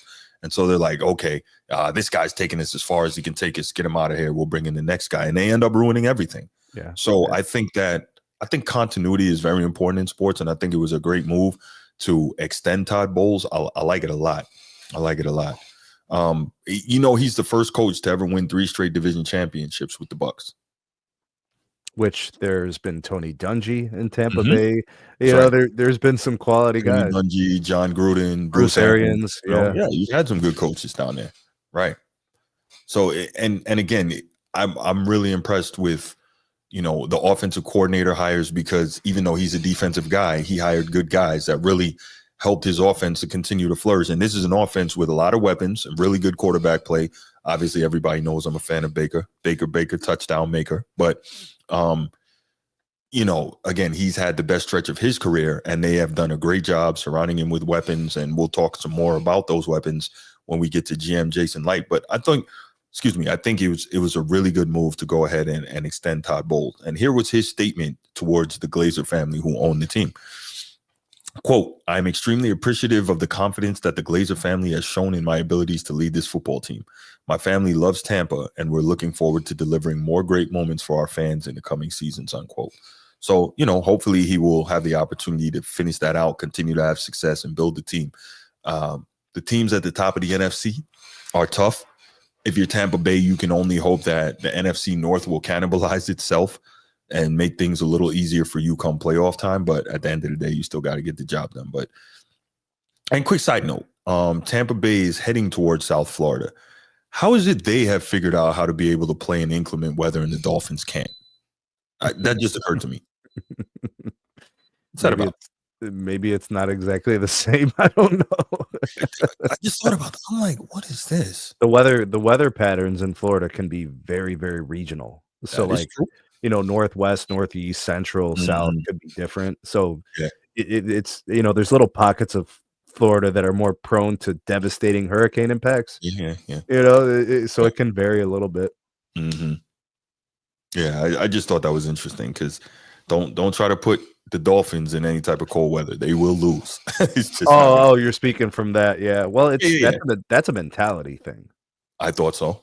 That's a mentality thing. Like if you tell a person, hey, you're going to work this construction job, and some of these jobs are going to take you into some states with inclement weather, your answer shouldn't be, if I really care about making money and opportunity, your answer shouldn't be, man, the weather ain't good there. I ain't going there. I mean, if you really care about making money and revenue and growth and all that, I'm going to buy more gloves. I'm going to persevere. I'm going to be resilient. I'm going to dress for the weather. Like that's the response is dealing and making it happen, not excuses. Yeah, agreed. Yeah. All right. So the second part of this, and I think this was good too, because clearly they work well together. Jason Light, he has been with the team for 11 years. He's entering his 12th season as the Bucs GM. He's the NFL's 5th longest tenured general manager. So Jason Light also got an extension, and that's good for him, in fairness, because he's the guy that was able to really put a lot of things in place that are allowing this team to have success. His tenure includes building the roster that won Super Bowl 55 in 2020. Let's see. He's noted for key free agent signings like Tom Brady, Shaq Barrett, and Ndamukong Suh, Jason Pierre-Paul, as well as drafting other players such as Mike Evans, Tristan Wirfs, Vita Vea, Antoine Winfield Jr., Chris Godwin. Also, he drafted Jalen McMillan last year. He drafted Emeka Egbuka this year. I mean, Baker got a lot of toys to play with. Also drafted Bucky Irving, the running back out of Oregon, more than 1,000 yards as a rookie. He should improve. So, did a good job shoring up that O-line. Jason Light has definitely put a lot of good things in place in Tampa Bay, really giving these guys the opportunity to have success. I thought this was interesting. Tampa Bay leads the NFL in snaps and starts by homegrown players drafted in rounds 1 through 5 since 2014. And we know how transient a league the NFL is, right? Average NFL career is only 3 seasons, I believe. So between trades and free agency and guys getting cut and guys injury retiring and all that, to be able to lead the league in a category like that, very impressive. So that shows that he's done a good job there as well. His quote was, quote, I'm very grateful to the Glazer family for the trust and belief they have shown in what we are doing here. I'm also very excited to continue working alongside Todd well into the future as we continue our mission of finding and developing talented players and chasing additional championships for our fans, unquote. What do you think about Jason Light in that extension? So his performance to this point seems actually very good. You look at the players he's drafted, the players that they retain.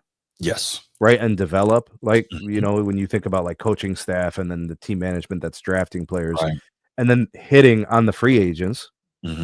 So not only is he good at identifying talent, drafting talent, retaining talent, but then long term, they still have these guys, and they're still an important part of their team.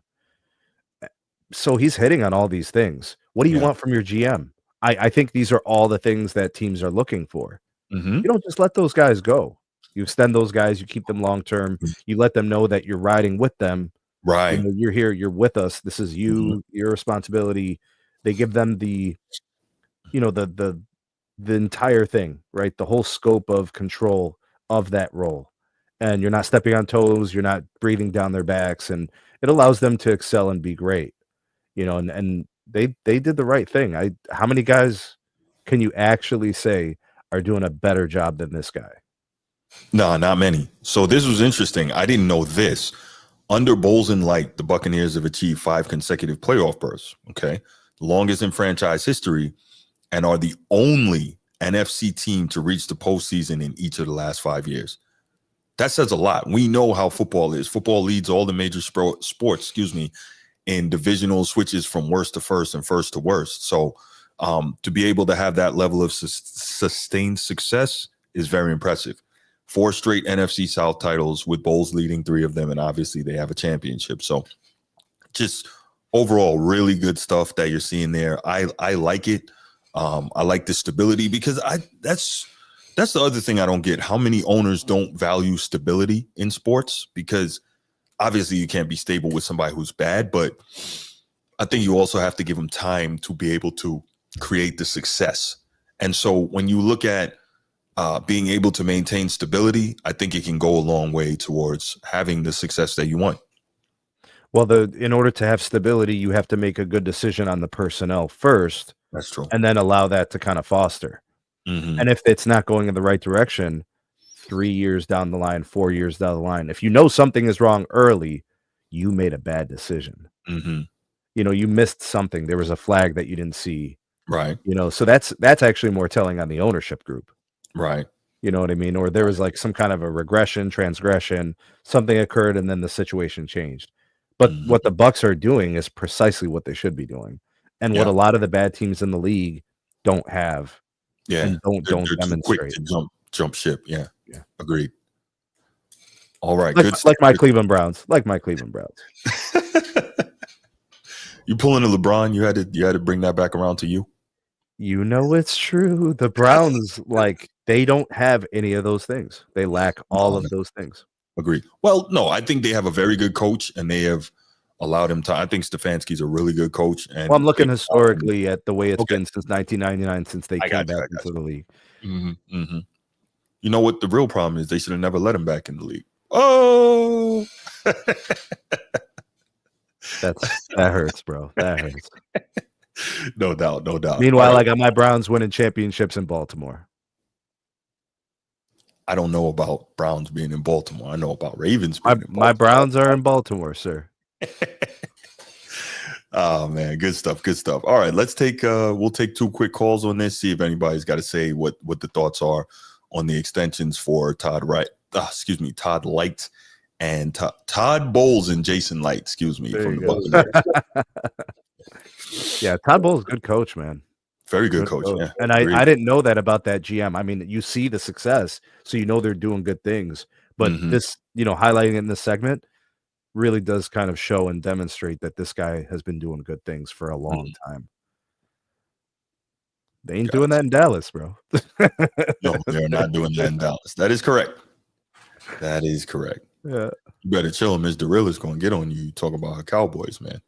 I mean, here we are. How'd last season go? How'd the season before go? How did the season before that go? How'd every season since 95 go? How's it going? Listen, as a fan of a long-suffering championship drought team, I get it. Yeah, I get it.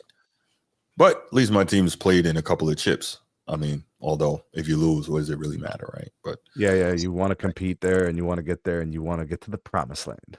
Yes, you want to finish the job. That's correct.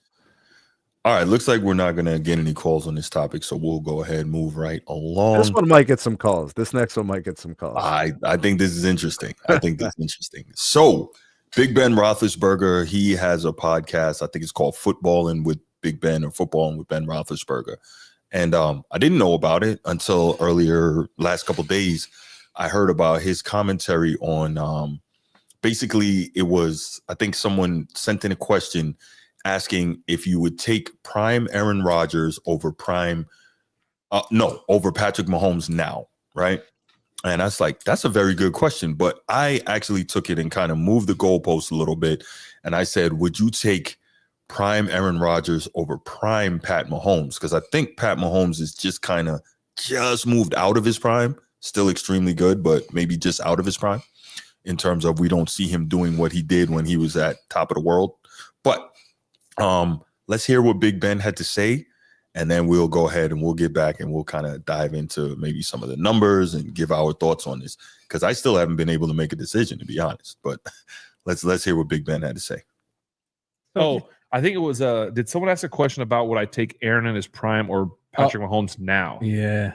Well, I would take Aaron in his prime over Patrick now. I think Aaron Rodgers in his prime was one of the top few to ever do it. And so is Patrick Mahomes at his prime. Patrick Mahomes is just like entering out of his prime, I think. You think? I mean, yes, I think Patrick Mahomes is a phenomenal. He's going to go down as a another arguable GOAT. Mhm. You know, I mean, there's only like one GOAT, but there's GOATs. A whole herd of There's them. a whole herd of goats. Is that a herd? Herd of goats? Herd of goats. Sounds about right. So actually, I looked this up real quick because I do things like that. So apparently, a herd of goats, a group of goats, is most commonly called a herd, but there are two other names for it. One is a tribe of goats. Okay. And the other is a trip of goats. Okay, so groupings of goats. Okay. Groupings of goats, yes. Herd, tribe, or trip. Just wanted to share that. Yeah, that's good. I didn't know that. I'm like, let me look this up because I've never. Yeah, it's always funny. Like you got a pod of dolphins, like groups of animals. Shoals. You have schools. You have like all these. Right, pride of lions. Mm-hmm. So now we know we have a herd, a tribe, or a trip of goats. All right, there you go. I guess this would be your useless information for today. Although I don't believe there's generally useless information except higher. We'll remember this. We'll remember this in the future. We will. That's correct. All right, let's get back to what they were saying. Yeah. It could be some unique word, but you think Aaron's better? I think that Aaron in his prime. Then we're talking about Patrick right now. Yeah. That's the key. If we're talking prime and prime, then I'm gonna have to think. I'm gonna really have to think hard on that. Like I am. Patrick, if we're saying, I think it's because Patrick cut the hair, bro. And by no stretch of the imagination am I saying Patrick Mahomes is not good. If this was a question of right now that'd be the versus headline. the best. That'd be the headline. I know. Roethlisberger thinks Mahomes is terrible. No. Anyway. So I don't know. That was just a good question. That's a good question though.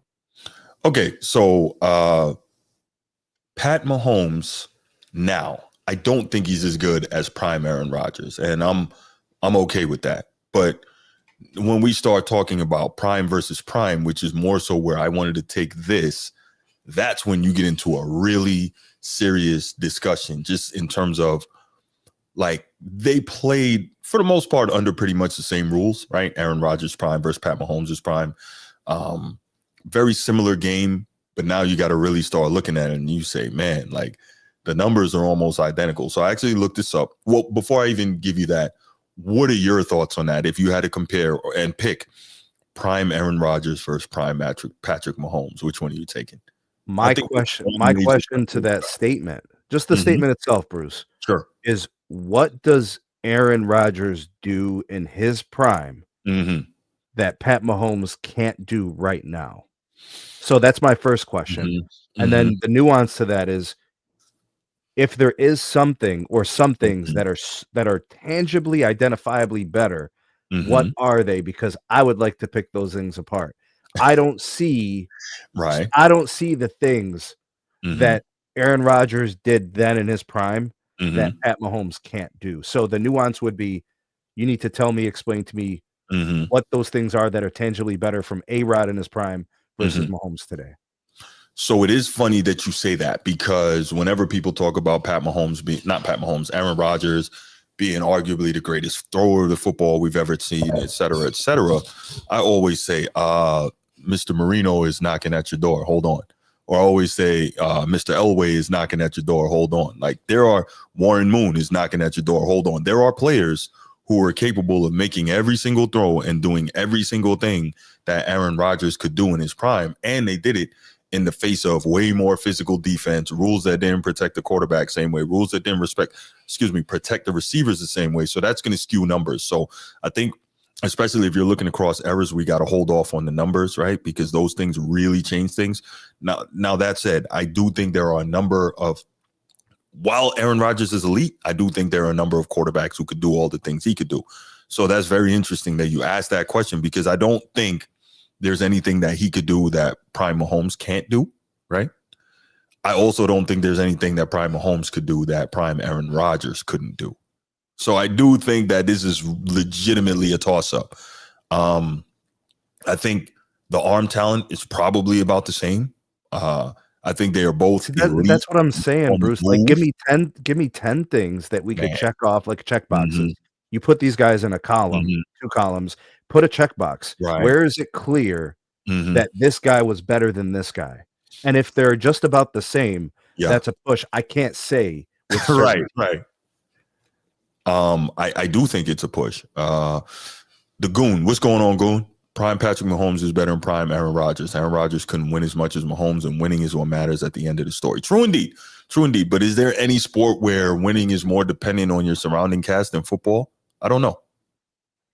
I don't know that there is. So, like, we've got to take that into account. Now, for as good as Aaron Rodgers was, should he have won more? Yes. But football is so much nuance in terms of. Well, look at his championship that he won in Green Bay.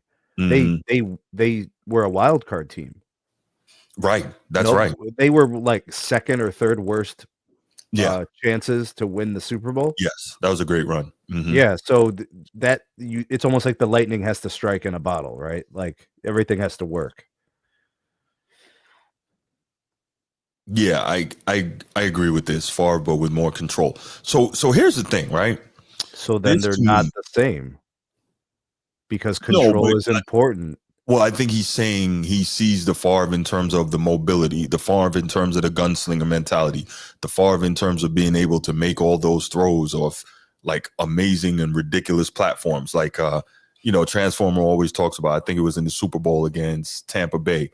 He's literally like, his body is horizontal to the ground, parallel to the ground, excuse me. He's almost horizontal, and somehow he, manages to zip a throw downfield. Like, he can do things very few other quarterbacks have ever been able to do. So I get that. So what I'll say is this. To me, the biggest separator of Patrick Mahomes, and obviously we'll never truly know, would Pat Mahomes be what Pat Mahomes is if he didn't luck into Andy Reid? I think that's such a huge factor. He's got one of the all-time great quarterback coaches with him. I think that's so huge. And so now we ask the question, if Prime Aaron Rodgers is with Andy Reid, does he have more than one Super Bowl? Yeah, probably. You know what I'm saying? Maybe, but I will say that Andy Reid didn't do any winning anywhere else without Pat Mahomes. Well, so like, you take Philadelphia, like, they lost NFC Championship games, they lost the Super Bowl, and Andy Reid was viewed as a guy who couldn't break through. Yeah. No, that's a great point. But I mean, just in terms of being able to put a quarterback in position to maximize his ability, we saw Andy Reid do that with Mike Vick.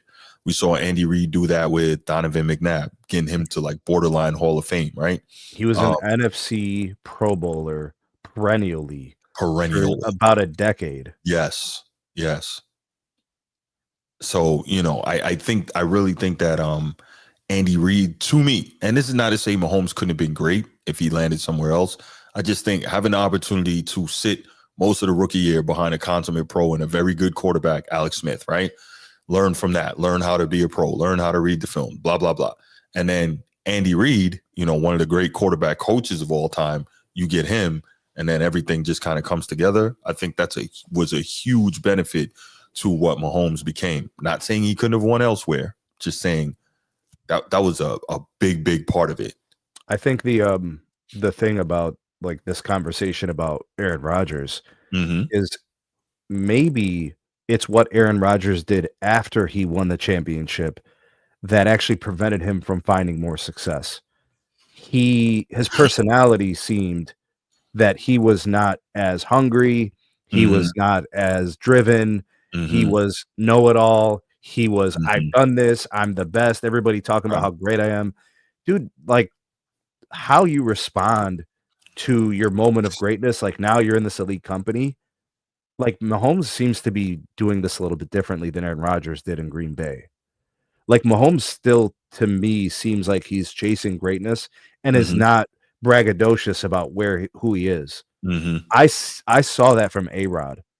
Right. A-Rod moved like a guy who had nothing to prove after one championship. Right. I don't see that with Mahomes. Yeah. So I think some of that, Aaron Rodgers was the architect of his lack of success after his Super Bowl. It's a great point. It's a great point. And, people will point to saying Aaron Rodgers never had the elite defenses, and to an extent, that's true. To an extent, there were some good years where they had good defenses. That's right. That's right. Yeah. I like what you're saying. Pat Mahomes still seems to have that hunger year in and year out.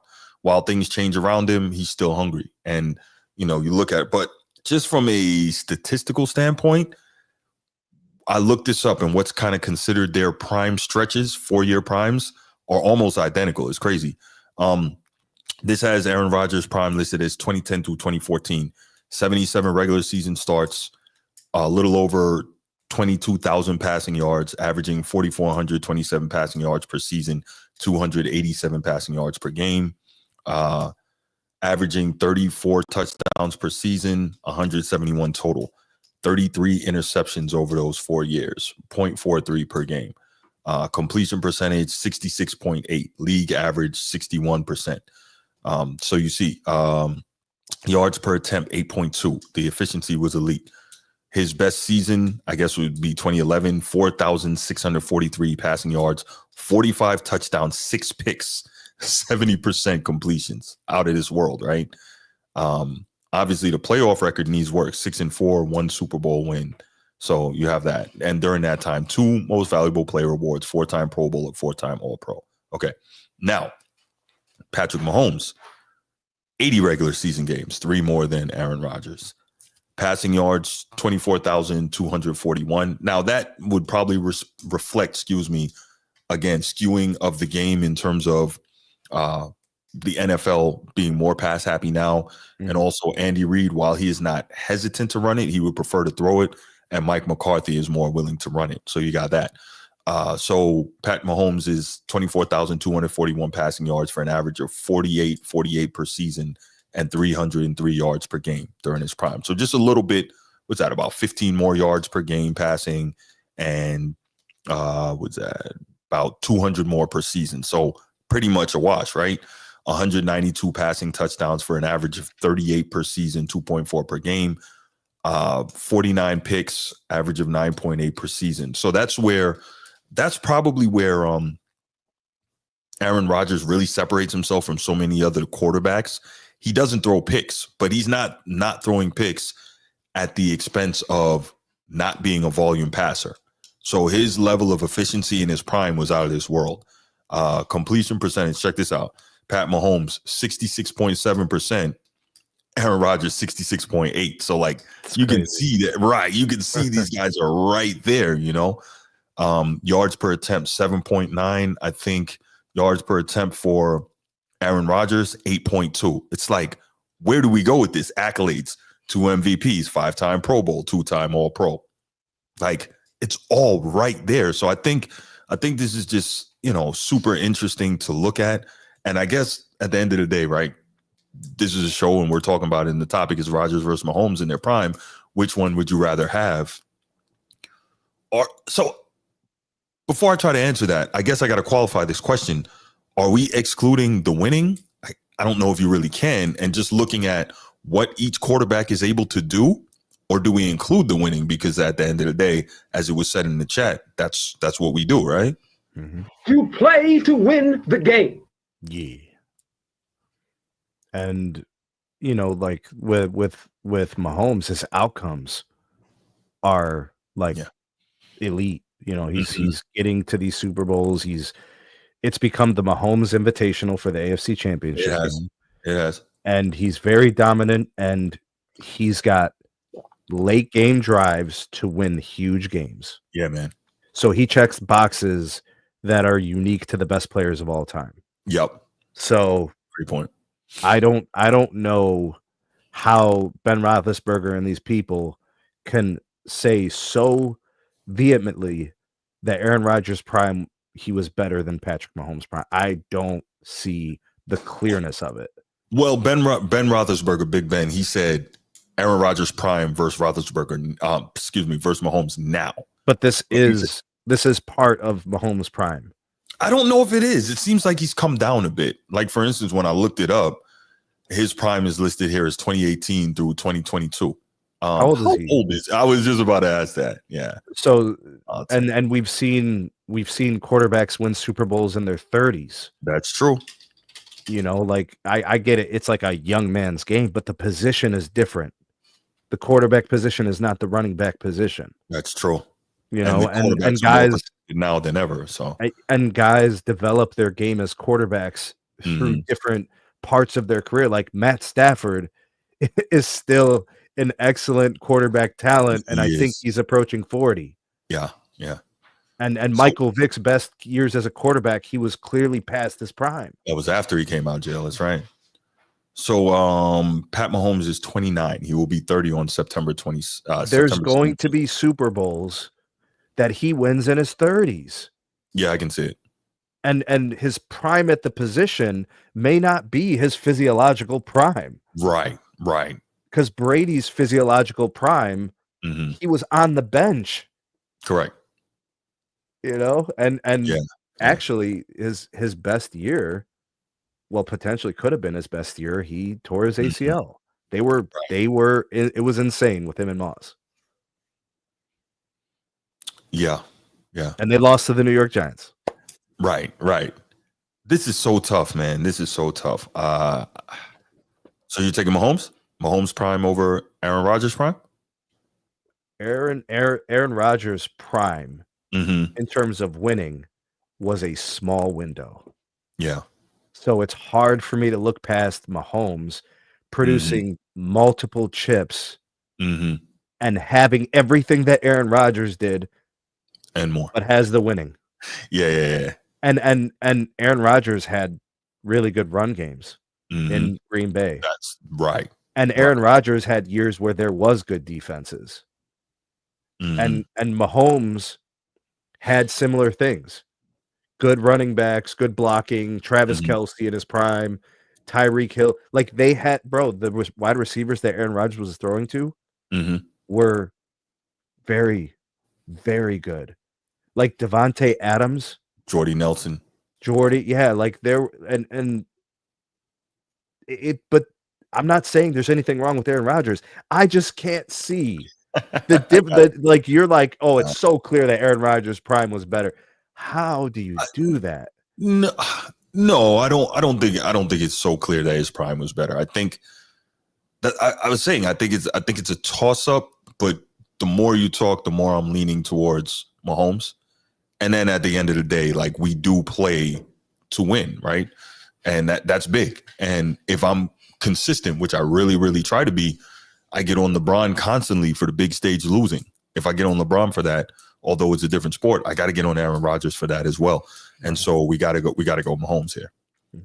It's a tough one because they were both super, super elite, but yeah, we got to go Mahomes just by a hair. And then when everybody was saying how great Mahomes was, all of a sudden he wasn't winning anymore.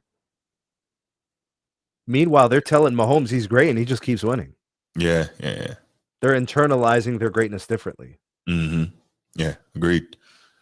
Yep. It's going to be interesting to see how Aaron Rodgers performs in this final season of his career. What is thought to be his final season, as well as it's going to be interesting to see how Mahomes bounces back from that beating he took in the Super Bowl at the hands of the Eagles. The Eagles were otherworldly. Yeah, but you know what though? That's the same thing we saw when Tampa Bay beat them up. Tampa Bay beat them the same way. Just got a tremendous amount of pressure, like just front seven dominated. The Giants, what they did to Tom Brady. Correct. That was a front four effort. Yes. That was 4 guys beating up 5 guys, play after play after play after play. That's right. Agreed. Good stuff, Sneak. Good stuff. Let's open this up. I want to take a couple calls on this. I would love to hear, what people have to say about Aaron Rodgers' prime versus Pat Mahomes' prime. Who would you take and why? 904-219-8264. 904-219-8264. I hope the goon calls in, man. I hope the goon. He loves the NFL, bro. And I see he's a Mahomes guy. You know what though? I gotta say, Transformer's gonna be mad he missed this one. He loves the NFL talk, and this is a great topic. And I think he's an A-Rod guy, right? Packers and all that. Yeah, I think so. Edward, what's going on, brother? Good morning. Good morning, brothers. How y'all doing this lovely Sunday? What's up? Doing all right, man. Hope everybody's doing good. So, question, fellas, Yes, y'all sir. have a problem? Y'all don't have a problem with Big Ben? The greatest. I ain't gonna say he's the greatest.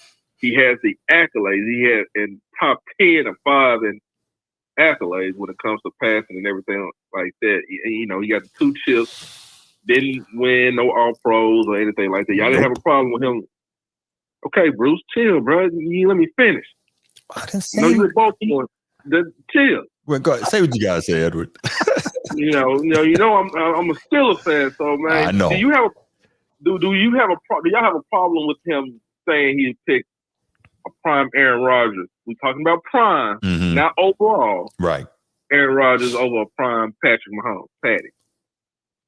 I don't have a huge problem with it. No, I don't have a huge problem, but I wouldn't also have a huge problem if he said the opposite. Okay, and the reason I'm saying that, and then I see you was talking about the Super Bowls. That's team success. We're just talking about that's the Super Bowls are team success. We're just talking about the accolades and what all he's done. And now his touchdown to interception ratio is mad crazy. Yeah, out of this world. Absolutely. Out of this world. And then he got, 4 MVPs. I mean, that's kind of hard to get. You know what I mean? Who got more? I think it's Peyton Manning. Yes, he got 5. Peyton Manning's got 5. Yeah. So I gotta go with A-Rod. I mean, when he see a play that's not there, he know how to scramble outside the pocket and bam, get the dime right there. You know what I mean? Yeah, but Mahomes we know can do that too. Playing devil's advocate. Their completion percentage goes up when they leave the pocket. That's unique. Crazy. Yeah. Okay, now what about Hail Mary throws?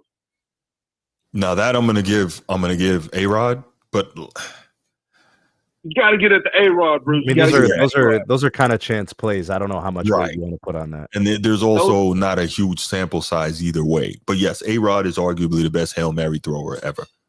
So I'll give you that. So that's what I'm saying. And then, it was a season, I forgot when it was, when he only had, I think it was 26 TDs and about 2 or 3 interceptions. He was just throwing a lot of throwaway balls. Mm-hmm. I mean, but I wouldn't say it's just that hard. I mean, they both right there now. With that being said, I mean, even though now we just talk about team success, A-Rod got 1 Super Bowl. Is he in the room with those guys like the Patty? No. Bruce, he got a chip. No. He can't sit at the table, but he's not in the room. Okay. So let's look at who's in the room. Bradshaw's in the room, Elway's in the room, Brady's in the room, Montana's in the room. I don't know if A-Rod can get in that room, man. He's in that room with Drew Brees. Whoa, Bruce. What? Bruce, we can't. Okay, look. Let's just say this. If we doing it that, then how about this? Dan Marino can walk in, but he can't sit at the table with those guys because he doesn't have the. Dan Marino's not in that room either, man. I hate to break it to you. No. I'm talking about. No. What I'm saying is that there are certain tables in rooms you can go into. Yeah, I hear you. Okay, fine. So if you want to put all those dudes in the room, that's fine. But there's different tables. Yeah, different tables. I see Tom Brady sitting right now. He's sitting by himself. Mm-hmm.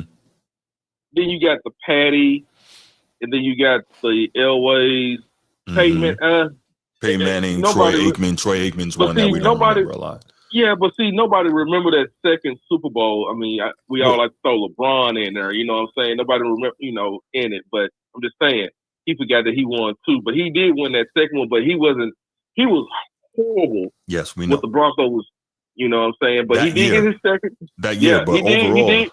Yeah, go ahead. I'm sorry. Yeah. He got that second tip, no doubt about it. But when it comes to Aaron Rodgers, man, he's in there. You can't put him with Manny Ice.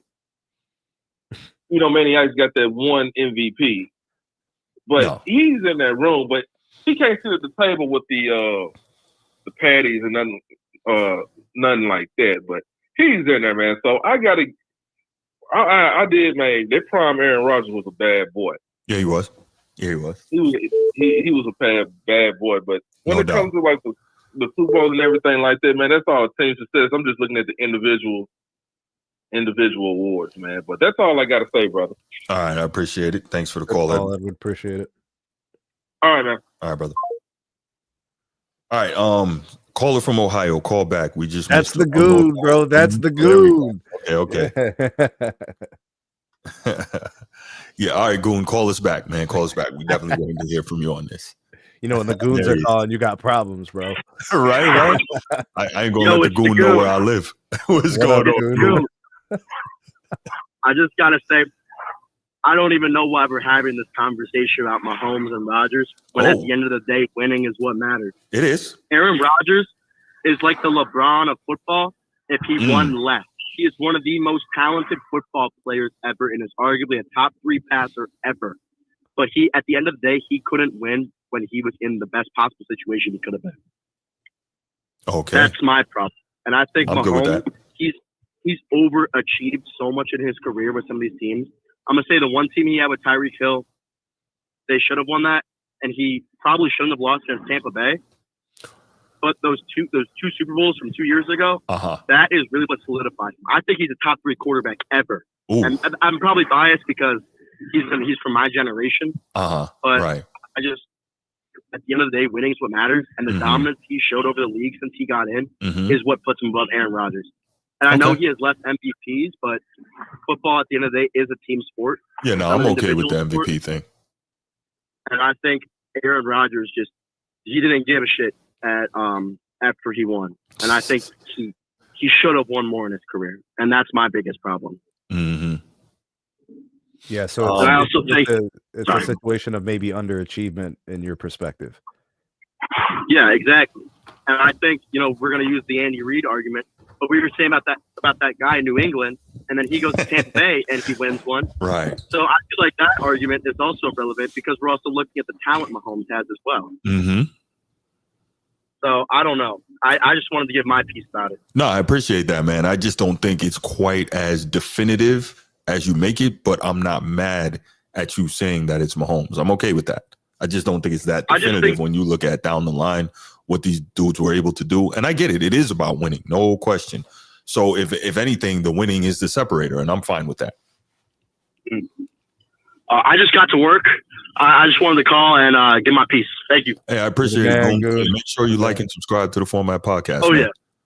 I got you. All right. Thank you, brother. Appreciate it. Have a great day. Good call from Goon. I'm like that too, bro. Out of the gate. I'm like that too. I'm always looking at players if they left meat on the bone.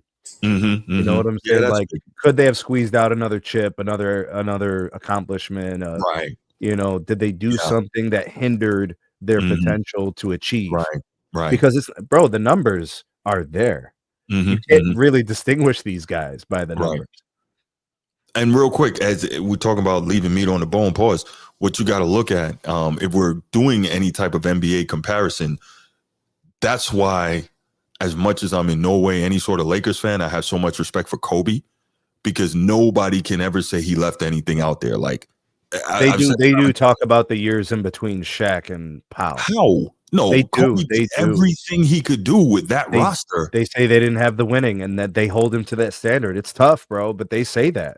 Wow. I don't. I think that run with the 3 trips to the finals with the 2 chips. I think that's like he didn't have a top 75 player with him when he did that. It's a unique storyline that we really haven't seen. Right. You know, he literally had 2 segments of his career that were standalone, all-time great. Yes. Who has 2 careers in one? Mm-hmm. You know, it's unique. It's only a couple of guys that are able to resurrect their career in that way. Right. Yeah. No, that's why I give Kobe all of his due, man, because he truly squeezed every single bit of everything out of that career that he had. Yeah, I think there's a little bit to that. I think Aaron was in his way a little bit, his own way. Yeah, I'm good with that. Yeah, I respect that. All right, let's go to the final topic. Baltimore Bruce gonna love this, but we got to keep it a buck here, right? We got to keep it a buck. Caitlin Clark, man, Caitlin Clark. Arguably the face of the WNBA, probably shouldn't be, but she is. Obviously, she has brought a lot of attention and a lot of eyes to the league. Had a tremendous rookie season, record-setting, et cetera, et cetera. But, and shout out to my man Bruce, he said before the season started, he says he guarantees Caitlin Clark will regress this year. And I'm like, nah, bro, I don't know if I see that, right? Because I'm thinking, okay, they got a new coach. All she has to do is keep working, you know, tone down the turnovers and focus more on the defense, right? Cool, no problem there. Caitlin Clark now is she missed the game Friday night against the Dallas Wings, which was supposed to be a great WNBA matchup between herself and the presumptive rookie of the year. I know it's early, but I'm pretty sure she's going to get it, Paige Beckers, right? Coincidentally, Paige Beckers was supposed to be Caitlin Clark before Caitlin Clark, but I think she ripped her knee twice in college, right? I know she had one ACL. I know she, but the point is she suffered major injuries in college, and that slowed her up and allowed for Caitlin Clark to really, you know, take off like the rocket ship that she became. So, you know, there's no shot at Caitlin Clark, but she clearly is not playing this season the way she played as a rookie. And it is interesting because she has regressed, and now we're looking at it. She's faced major injuries, or not major injuries, but injuries kind of for the first time in her career. And then on top of that, we've got she's faced the injuries for the first time in her career, and on top of that, then you see she's just not playing nearly as well, which is weird, right? In this second year, knowing more so what the physicality of the league is that she would be facing. And we saw she did a lot of weight training to get stronger, a lot of work on her game in the offseason, but it's not really appearing to be showing up, right? She's a little more chippy this year. Instead of just taking things, she's instigating and antagonizing a lot more, but it's not, in my estimation, like she's gotten a lot better, right? There's still a lot of complaining to the officials. There's a lot of, you know, starting things with people and then walking away and let her teammates handle it. Nah, you want to start stuff, stand there and be ready, right? Now, if your teammates come to defend you as they should, as any teammate should, that's cool. But you don't start stuff and then, you know, walk away like you didn't do anything. Nah, I don't respect that. Also, we're looking at her and she is shooting worse this year, right? Her shooting percentage is from 42 to 39% this year. She's basically taking the same amount of shots, but she's just making less of them, right? Her 3-point percentage is down from 34 to 29. Now, I don't know if part of that is just bad shot selection. I don't know if part of that is the defense is being played on her. But one of the main things about Caitlin Clark is that she's known for being an elite shooter. And we know the type of range she has. Steve, you idiot. I don't know. She's known for the type of elite range she has, but she's just shooting a terrible percentage this year. She is shooting 29.5%. So we'll give her 30% from three this year. And that's not going to make it. Her effective field goal percentage is down from last year, 53 to 47 this year.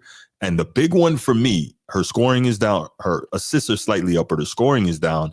But the big one for me is the fact that her turnovers somehow, which were a league record worst last year at 5.6 turnovers per game, have actually increased to 5.9. What the hell is she doing? Like, why can't she get hold of turnovers? That's a player who is not careful with the ball, is taking a lot of unnecessary chances, and is not properly executing, like when it comes to decision making. Right. So like you're making an active decision that I'm going to do this. Right. And not preserving or taking care of the ball possessions. When you look at the box score, it shows. But then when you look at the outcomes of the games, it shows. So if they're losing the turnover margins, that means the other team is getting more possessions. Yeah. And very typically when you turn over the ball, it puts your defense in an inopportune position. They're on their back heels. They're trying to get back. That's Transition points are very easy to score compared to sets where the defense can set, right? Right. So there's going to have to be an evolution of her maturity as a player to improve that. You can't have 7 turnovers a game. No, you cannot.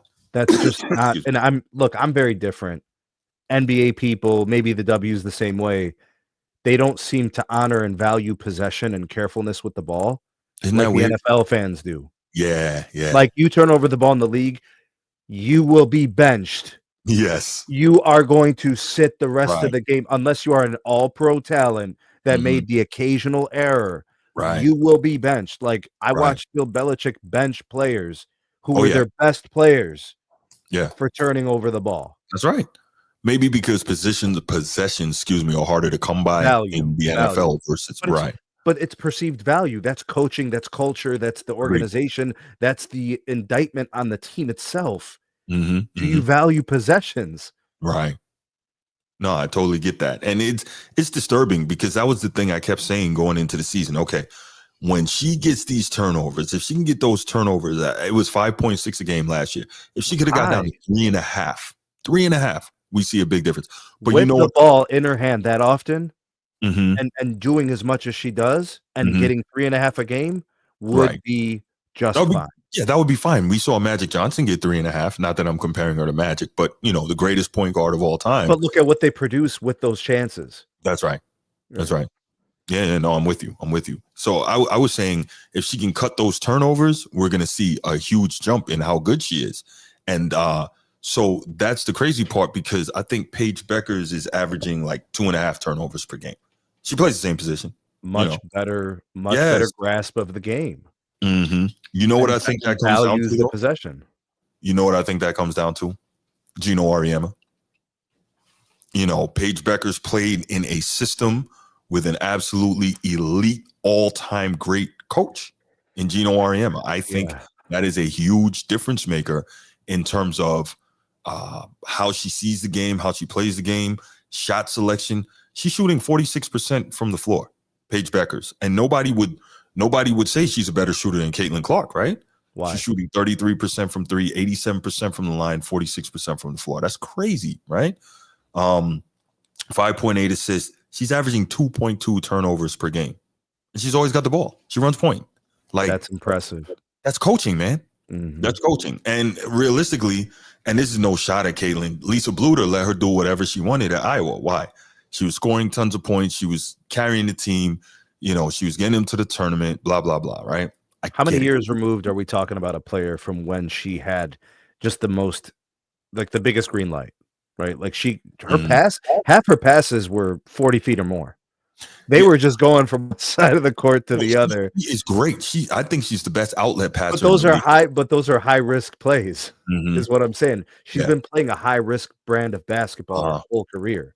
She needs a coach that will rein her in. I mean, we get it. She fills the seat. She put butts in the seats and fills the stadiums and sells merch and all that.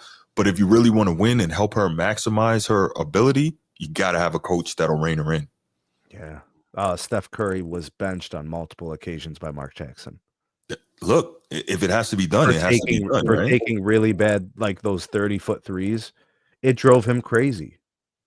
As a coach, there's certain things you can and can't tolerate. It's like non-negotiables.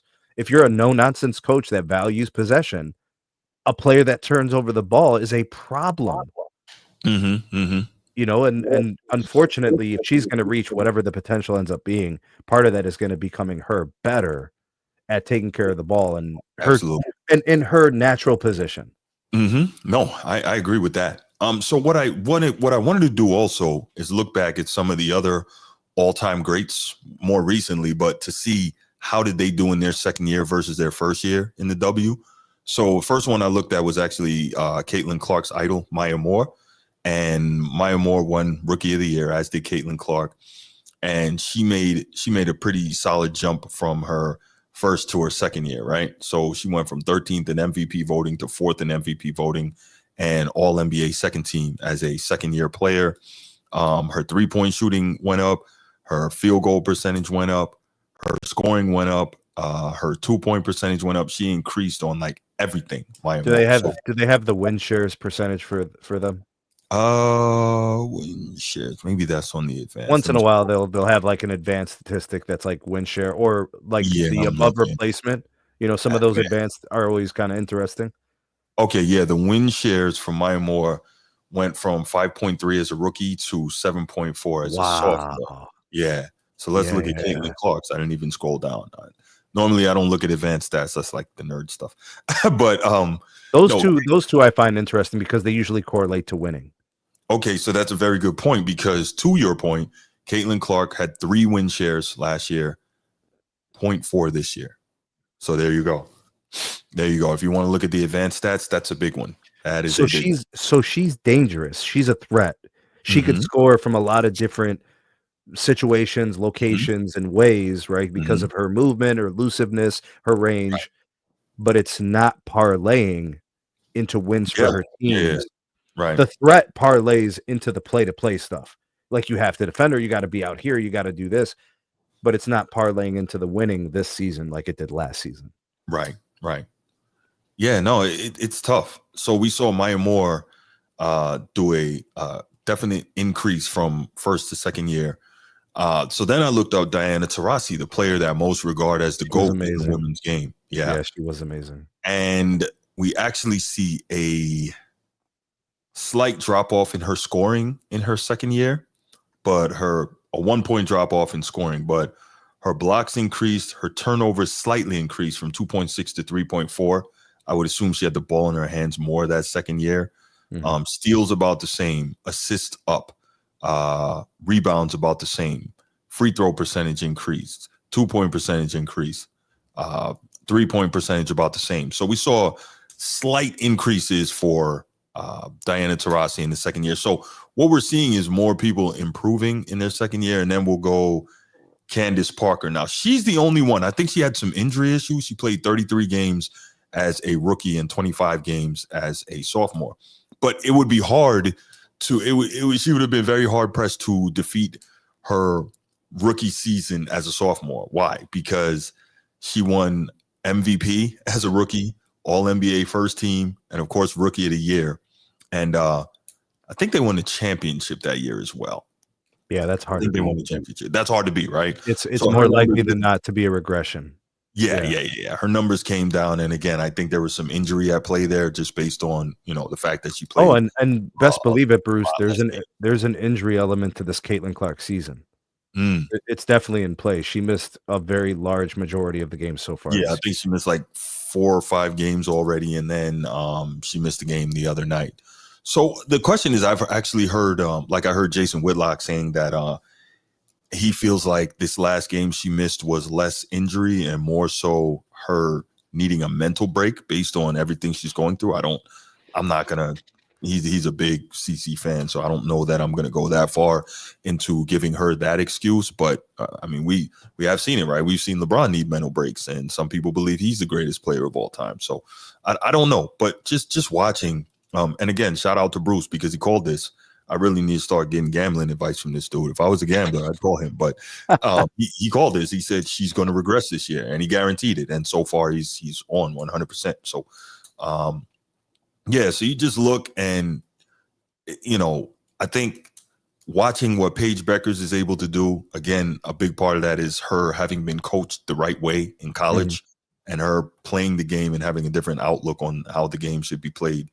And Caitlin Clark, plain and simple, she's sloppy, man. Sloppy. And so shot selection needs a ton of work, even though it's exciting to watch.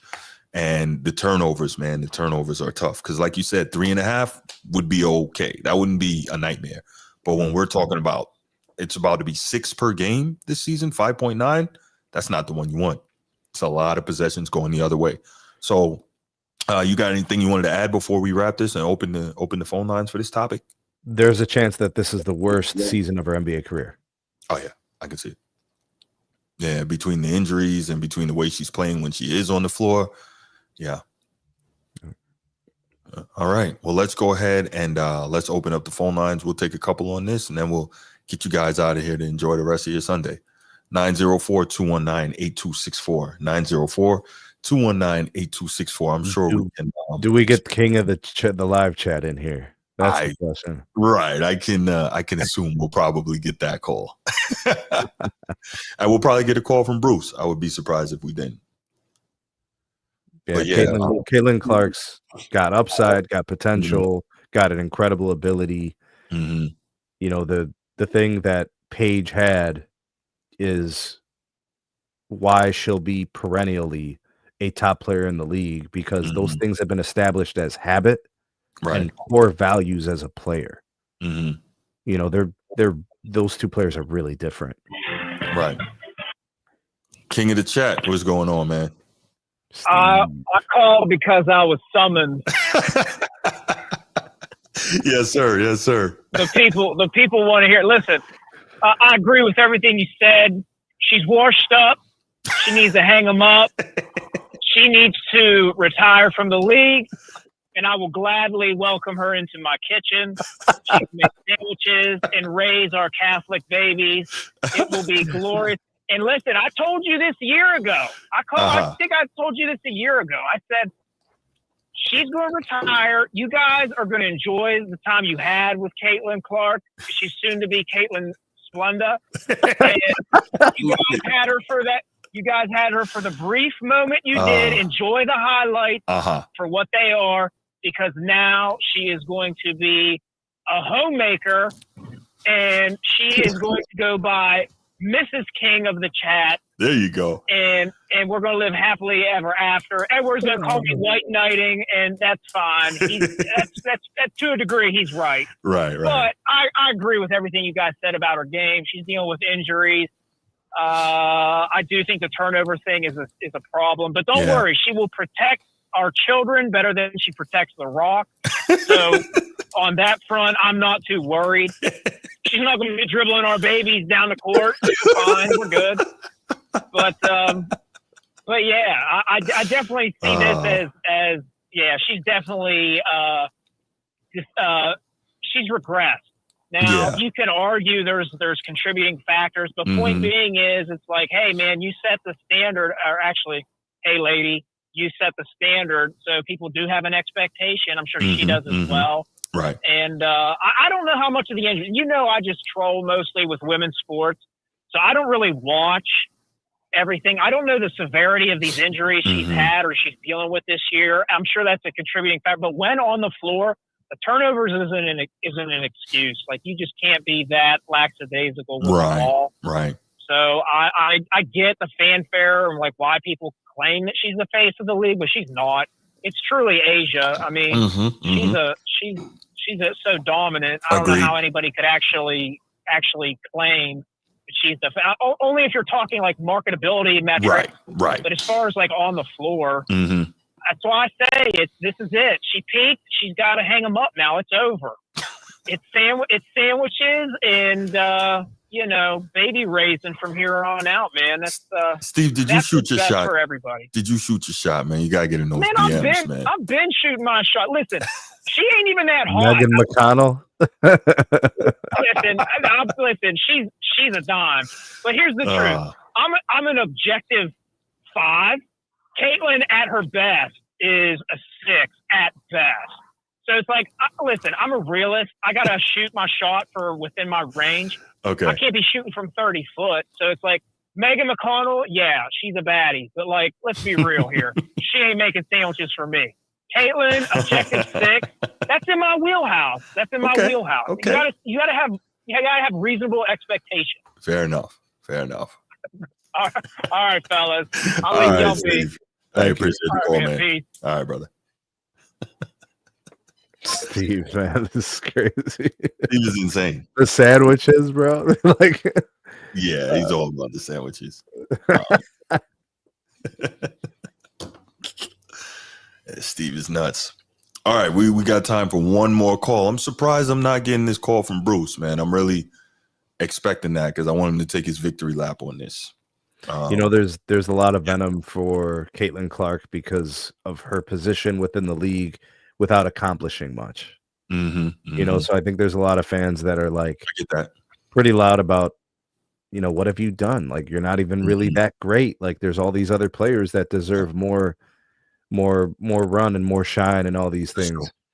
But it's like that thing that you just can't avoid. There's the marketing element. She's like the cash cow for the league.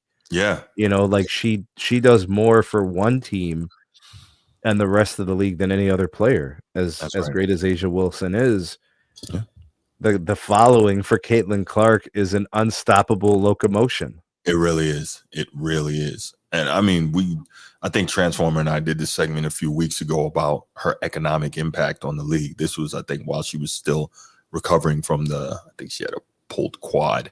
And we discussed that, man. Her economic impact on the league is absurd. So like, I don't think you can be, if you're one of the other players, you can't really be mad at that. You just got to take advantage of that, Well, I mean, you remember when Gianna Collier is a beast, American Freedman. Absolutely. She's going to be the MVP this year. What's up, Sneak? When Diana Taurasi was talking about, like you're coming to the big league and all that, like that goes without saying. You coming out publicly and saying it is kind of distasteful. It's not the time and the place. Like, it's falling on ears that want to see her hyped up. Right. Like you're trying to put a cold blanket on a hot situation. Momentum and growth of the league is hinging upon her. Right. I didn't really get that. We got the call. No, there it is. That's the one. What's up, Bruce? Going on with you, man? What's going on, brother? Oh, Bruce. What's going on, Steve, man? Good show. Appreciate it, bro. Thank you. Hey, man, don't never. Hey, didn't I call it? Didn't I think you was gonna regret? You sure did, and we gotta give you flowers for that. Absolutely. She's exciting to watch. I'll give her that. But she's sloppy. She'll get better though. Very sloppy. She's sloppy. And truth be told, man, she's the cash cow. She's not the face of the league, but she's the cash cow. Agreed. 100% agreed. Let me say this to you, Bruce, real quick. Yeah. It's funny. You're 100% right about her regressing. Meanwhile, we're seeing your girl, your young lady, however you want to refer, Angel Reese. We're seeing her improving. Yeah. So shouts for that too, man. Shouts for that. Yeah. She went back to back 18 and 17. Back to back game. Yeah, that's big, man. It's big. That's monstrous numbers, man. Monstrous. That's yes, sir. 17 rebounds back. That's not heard of in the WNBA. I mean, who was a great rebounder in the WNBA that you could recall? Not too many. She's really like making this an art. Like this, she's really good at it. Like, A'ja Wilson, Tina Charles, Lisa Leslie, but not like this. Not like this. Right, you look at it. I don't want to make this conversation about Angel Reese. But by her positioning of boxing out, somebody told her that very well. She boxed out well. Absolutely. She's relentless. She's relentless on the boards. No question. I just hope one day she really get a chance to shine on a team with some good guards so they can really compete for a title in one day thing. But that's fair. Well, it's Caitlin Clark, man. Hey, man, she regressed. That don't mean that she's going to get better. I don't know, man. She's sloppy with the ball. She's shooting, 30% from three? Yeah, man. Terrible. It just look good when it go wrong, which how she shooted. It do look good. It's entertaining. And Indiana is loaded with talent, too. I don't know what their record is this year. I don't know, man. And she keep coming up these little mysterious knick-knack injuries.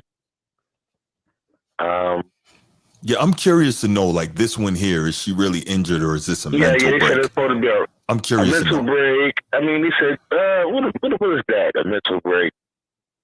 Who does that? LeBron did it one time. I thought it was soft.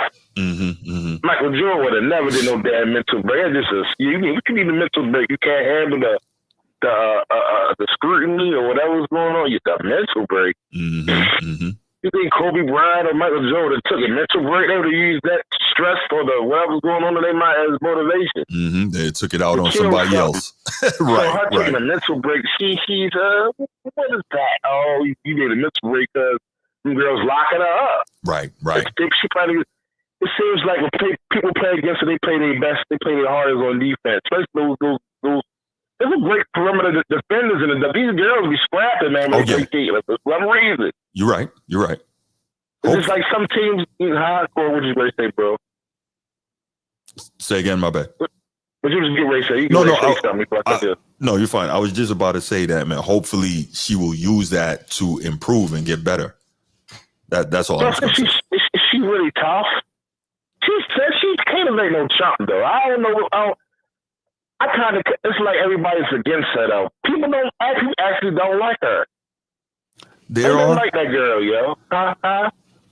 No, there's definitely some people that don't like her. But I mean, that's part of the game, though. That's part of it. The peers, her peers, and a lot of people actually don't like her, and it's got nothing to do with race. Because I've been seeing Caucasian women go at her. Like it's just people just don't like her. I don't know. She should take that as food. She needs a mental break for. Come on now, you see, toughen up. I hope that it's not a mental break. It could be, but I hope it's not. That's all. Yes. Yeah, man.